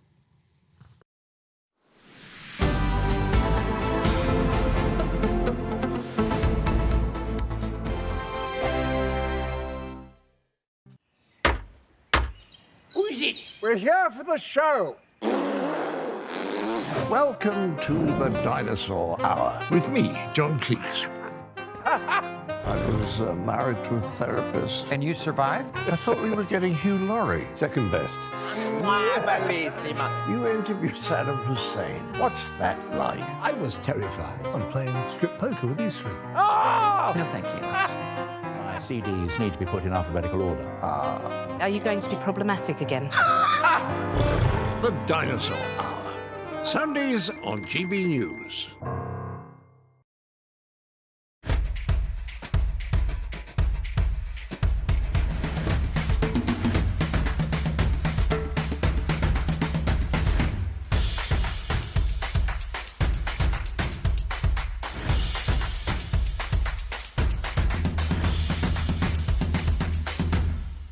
Wake up to the headlines with Headliners every morning at 5 a.m. We treat you to the day's biggest stories before anyone else, 7 days a week. You can catch up on everything you need to know before you've even had your kippers. Headliners every morning at 5 a.m. only on GB News, the People's Channel, Britain's news channel. GB News, unlike other broadcasters, isn't obsessed with the London-Westminster bubble. We think there's a nation beyond the M25, and that's why we talk about the issues that matter across the land. Join me on State of the Nation, 8 to 9 o'clock, Monday to Thursday, on GB News. Daisy's listening, and you should too. I think the most exciting bit for me is talking to people. People who I think are ignored often by the major news channels. We're going to give news they want to hear. There's a voice there that needs to be heard. I think there's a chance here for a diversity of opinion to be expressed, which you don't find elsewhere. It's really exciting. We don't hold back. We're free to say how decisions that are taken here affect us all around the country. Only on GB News, the People's Channel, Britain's news channel. There's only 3 people you can trust in life. Your doctor, your lawyer, and your nana. I'm not sure. So join me, Nana Aquare, at 3 p.m. every Saturday and Sunday, where we discuss the biggest topics of the weekend. Be ready for battle. Could you be quiet? What is this? It's my new teeth. It's your new teeth. I don't bite. Well, not without a good reason. Always honest, always fun. Every weekend at 3 p.m. on GB News, the People's Channel, Britain's news channel. Your weekend starts here with Friday Night Live with me, Mark Dolan, 8 till 9 on GB News. Big stories, big guests and big laughs as we get you ready for a cracking weekend. That's Friday Night Live with Mark Dolan, Fridays 8 till 9 on GB News. Bring your own drinks. The admission's free. Tired of the usual focus-tested, pre-prepared Westminster runaround? Well, so am I. So you want higher taxes? Is your department to blame for this? Are you rethinking this policy? Every Sunday at 9:30, I'll be sitting down with those in power to get the truth about the issues affecting you. Let's be honest, we've known about the cost pressures of this project for years, not months. That's the Camilla Tominey Show, a politics show with personality. On GB News, the People's Channel, Britain's news channel.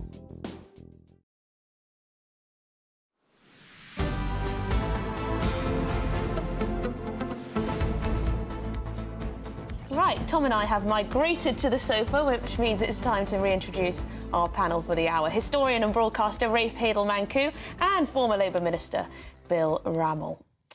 Now, ITV has been accused of using insane, dirty tricks to limit Nigel Farage's airtime on I'm a Celebrity, Get Me Out of Here. Yes, this comes after a section showing Farage talking about his friend Donald Trump was removed from the show. ITV's since responded to the claims, defending how each episode is edited. Yes, a spokesperson told GB News, "We are a 60 to 75-minute entertainment show, and the content featured is a fair and accurate representation of life in the camp." Can it possibly be a fair and accurate representation of life in the camp, Rafe? Do you think it's edited to make some people look good, some not so good? Well, I think the fact that they're censoring his airtime, but they didn't censor his bare bum, tells you all you need to know about the thinking and the mentality of what goes on at ITV there. I think they are genuinely scared that Nigel Farage is winning the battle for hearts and minds. Not those radicals on the left who hate the man vehemently, but those who maybe are moderates, who don't like him very much, and they're seeing a new side to him. And I think some may view that as quite dangerous, particularly if he has political ambitions after leaving the jungle. Yes, Bill, do you think that ITV regret inviting him on? No, I don't. I mean, look, the reality is that in any show like this, an awful lot goes on the cutting room floor and doesn't make it into the final cut. But I made the point earlier, I mean, I strongly disagree with Nigel Farage. And one of the biggest reasons I disagree with him is that he presents simplistic solutions to very complicated issues and solutions that don't work. And he's not getting that scrutiny on this programme. And I think that may be the reason, given ITV's duty for impartiality, why they're cutting some of it out, because he's not being challenged and he's not being scrutinised. And look, Nigel is an established, effective politician. Putting him amongst all those celebs is not effective scrutiny. But they knew when he came in, didn't they, Rafe, that he was a friend of Donald Trump's? They knew that he's pro-Brexit. They knew he had strong views on illegal migration. I mean, I think very much they were hoping for a repeat of the Matt Hancock scenario that we saw at the last time, where Matt Hancock went there, I think, full of hope that this would be a springboard to greater things. And, of course, it ended up being somewhat more than just a damp squib, I think we can all say. And I think they were just hoping that he would be put through terrible trials. Actually, Rafe, he did then go on to appear on other reality TV shows. You're more plugged in than I am, I fear, to the reality world. Yeah, I don't know. Bill, just finally on this, what do you think Nigel Farage's prospects are for this? After all, Matt Hancock managed to come third in the process last year. I don't know. I mean, the interesting question is, does Nigel Farage see a return to frontline politics? And I don't know the answer to this, but I tell you this, the Tories are terrified of it. Because when you talk to them privately, they are really worried about the growth of reform. And if Farage were to lead reform, I think that challenge would become even bigger. Interesting. Very, very interesting. But, of course, it's not the only story in town, what happens on reality television. There are other stories too. Indeed, a diplomatic row that has engulfed the Prime Minister and one of his European counterparts. Now, Sir Keir Starmer has accused Rishi Sunak of picking a fight with a NATO ally for the sake of a headline after the Prime Minister cancelled a meeting with the Greek Prime Minister, who reportedly planned to use this meeting to raise the prospect of returning the Elgin Marbles to Greece. Yes, well, this is a funny one, and Gillian Keegan actually has... The Education Secretary. The Education Secretary has been asked about the marbles. I imagine lots of politicians will be asked about it. Let's have a little look. Well, the Greek Prime Minister was offered a meeting with the Deputy Prime Minister, and of course we do value our relationship with Greece, and we work a lot in partnership to tackle organised crimes and other crime gangs and other things that we work together on. But of course, you know, it's also very clear that the Elgin Marbles are actually protected under law, and under that law they have to stay in the British Museum. Well, there we go, almost absolving responsibility, saying there's this law that means they have to stay there, as if they're not the government who could change the law with a simple vote in Parliament. Rafe, is this the right tone that the government should be striking? Well, as much as I want the Elgin Marbles to stay here, I am always suspicious of the government when it starts to go down these cultural war paths. And, you know, after 12 years of not having a Conservative government, suddenly we're finding a government that can define what a woman is, that sticks up for the Elgin Marbles, that came up with the Bibi Stockholm. It's as if they're talking tough as the election draws nearer on all the hot topics of the culture wars in an effort to try to be like King Canute and to stop the tide from coming in. But I fear it's far too little, far too late. If they think they can win an election on the Elgin Marbles, I think they've lost their own marbles. Yes, they've allowed, you know, talk of decolonisation of curriculum to become normal in our education system. They've allowed the issue of transgender in schools too to take on a mind of its own almost. You know, are they trying to sort of, I don't know, prove somehow that they actually are small C Conservatives? I think it's worse than that. It's just pure diversionary tactics. Look, you know, net migration at 745,000, the NHS in crisis, mortgage costs going through the roof. And I bet you this was some junior spinner in number 10 said, you know what, why don't we cancel this meeting and we'll create a wedge issue with the Labour Party. And you know... You think? Yeah, You think I do. It was that...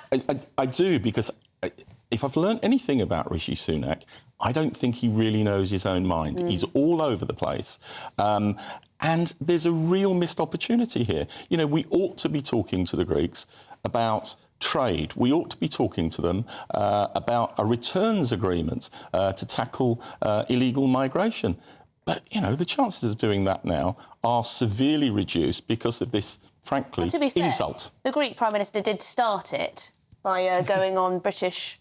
the BBC and saying that... But the Greeks have always gone on about the Elgin Marbles since time immemorial. You know, that's their position. You know, in diplomacy, you let them have their 3-4 minutes on that, and then you move on to other issues. I think what's perhaps more revealing is we had a Times article recently saying that Keir Starmer had private discussions about returning the Elgin Marbles, but didn't want those to be made public before the election, lest he scare off more centrist voters. And I think those people who think perhaps that woke has gone crazy in the last few years haven't seen anything yet. Just wait till Labour gets into power. Not only will the Elgin Marbles be going back, but that will set a precedent, I think, for further returns, if not reparations ourselves. Our politicians are duplicitous. Well, I think it's George Osborne who's massively lobbying for some kind of compromise agreement. That's true. With Who's now, the of course, in charge of the British Museum, one of his many hats he's taken on after leaving politics. It's interesting, just finally, looking at Sir Keir Starmer there, sitting down with the Greek PM, this has given him an opportunity to look prime ministerial. It has, and it's alongside the global investment event this week, where business leaders were going out of their way to saying, we're coming, but we want an opportunity to meet Keir Starmer and Rachel Reeves. I think it's yet one other indication that businesses, others, sense there is a change of government coming. Well, on that note, shall we perhaps move from those who serve His Majesty to perhaps those who are around His Majesty? That was a terrible link. This is a great segue. I thought it was going really well. Thank you. OK, well, we'll continue with it, because we're talking about the royals. A new book has been published today. It's called Endgame, Inside the Royal Family and the Monarchy's Fight for Survival. Pretty fatalistic title.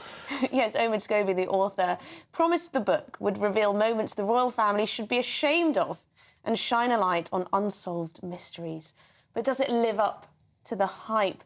I want to know, Rafe, you are an expert on all things royal. What do you make of the author of this book and the book?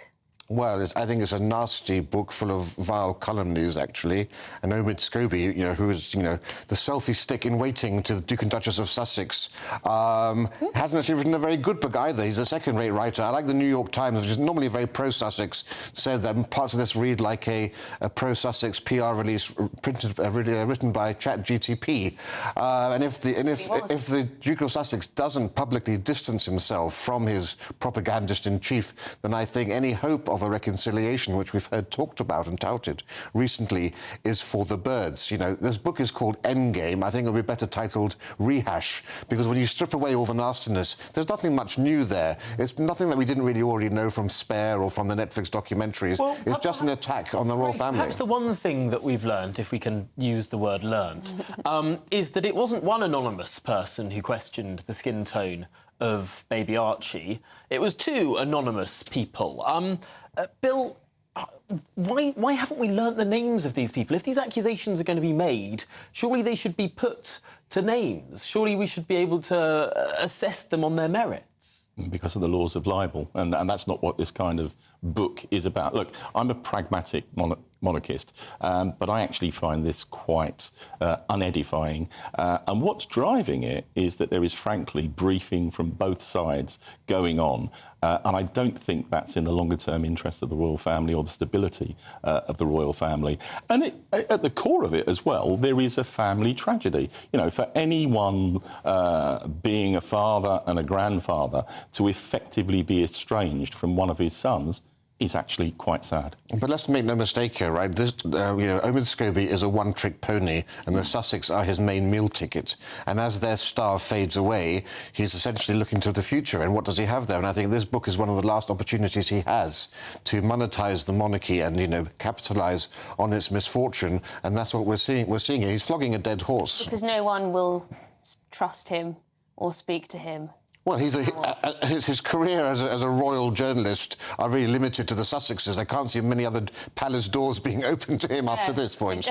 I suppose not. He does seem to be making quite a splash with all these claims, of course, and the book, no doubt, Bill, will do quite well.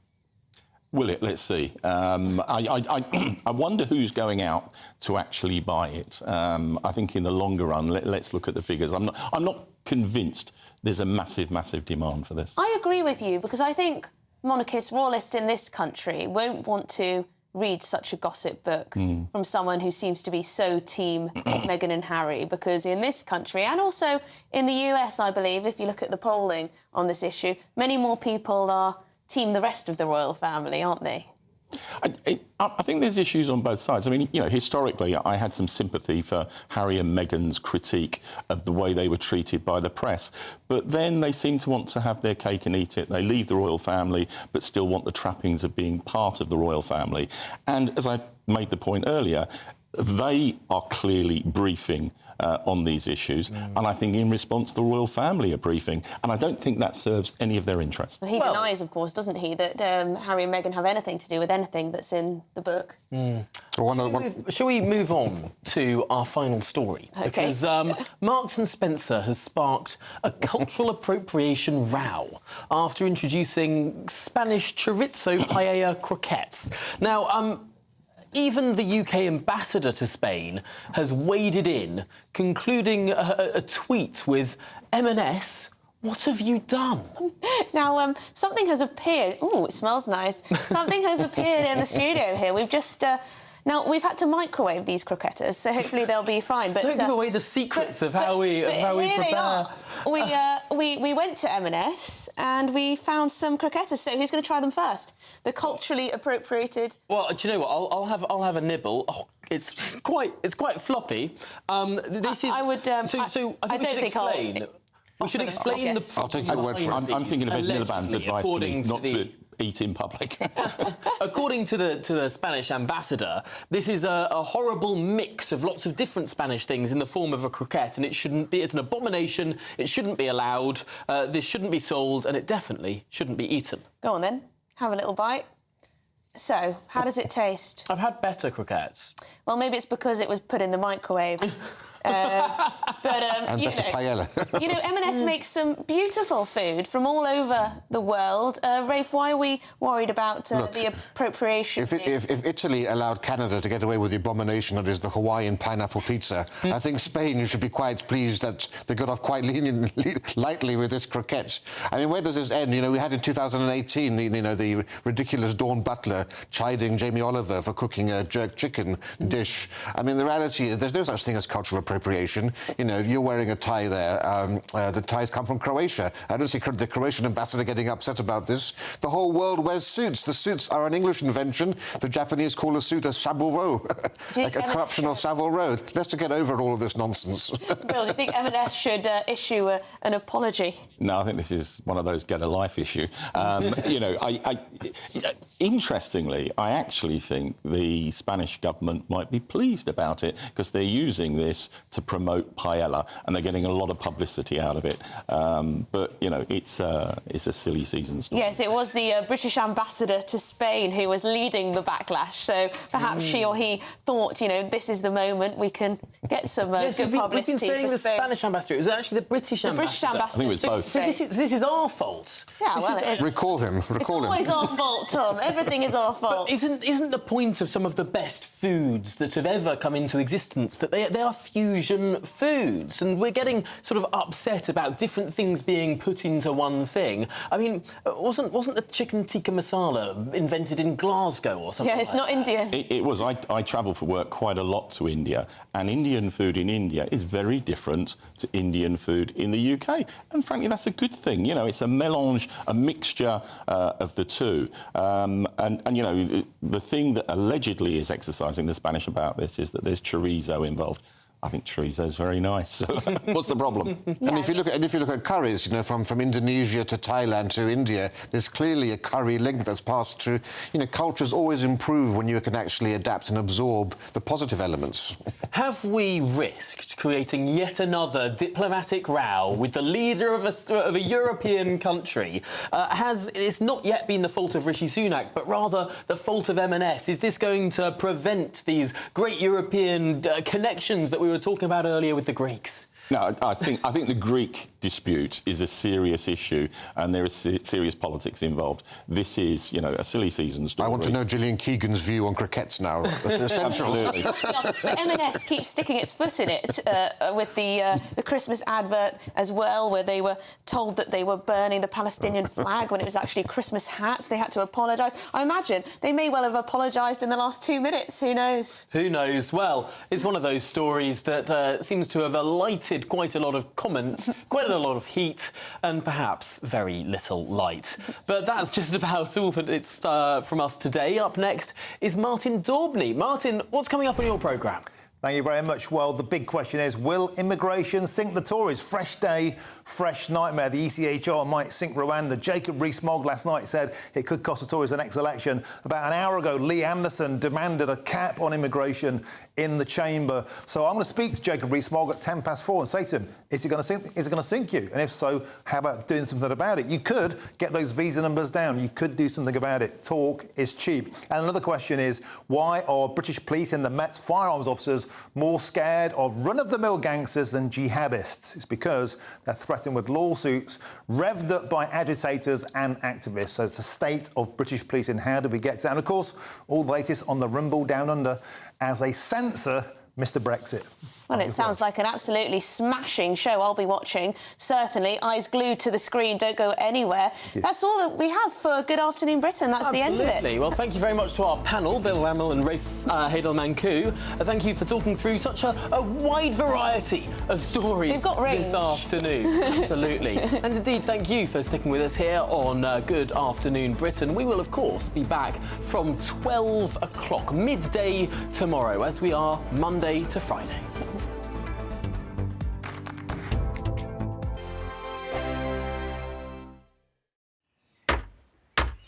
Who is it? We're here for the show.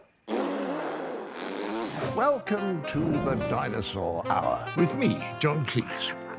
I I was married to a therapist. And you survived? I thought we were getting Hugh Laurie. Second best. You interviewed Saddam Hussein. What's that like? I was terrified. I'm playing strip poker with these three. No, thank you. My CDs need to be put in alphabetical order. Are you going to be problematic again? The Dinosaur Hour. Sundays on GB News. Good afternoon, Britain. Good afternoon, Britain. Join us, Tom and Emily, To find out what's happening in the heart of Westminster. and why it matters to you. Weekdays from midday, we bring you the most compelling stories from across the United Kingdom. And from your doorstep to our inbox. That's right, we want to hear from you. GB News, Britain's news channel. I think the most exciting bit for me is talking to people. People who I think are ignored often by the major news channels. We're going to give news they want to hear. There's a voice there that needs to be heard. I think there's a chance here for a diversity of opinion to be expressed, which you don't find elsewhere. It's really exciting. We don't hold back. We're free to say how decisions that are taken here affect us all around the country. Only on GB News, the People's Channel, Britain's news channel. I'm Michelle Dewberry, and I'm not here to tell you what to think. I'd much rather hear what you have to say. So send in your opinions to gbviews@gbnews.com. Keep them clean, and you never know, I might read them out. With my panel here on Jubes & Co, we debate, we get stuck into the issues of the day on a show where all views are welcome, especially yours. GB News, the People's Channel, Britain's news channel. In the GB Newsroom, we bring you the news as it happens. With our team of dedicated journalists across the UK, we're ready to give you accurate reporting every day. When the news breaks, we'll be there with bulletins on GB News, the People's Channel, Britain's news channel. Your weekend starts here with Friday Night Live with me, Mark Dolan, 8 till 9 on GB News. Big stories, big guests and big laughs as we get you ready for a cracking weekend. That's Friday Night Live with Mark Dolan. Fridays 8 till 9 on GB News. Bring your own drinks. The admission's free.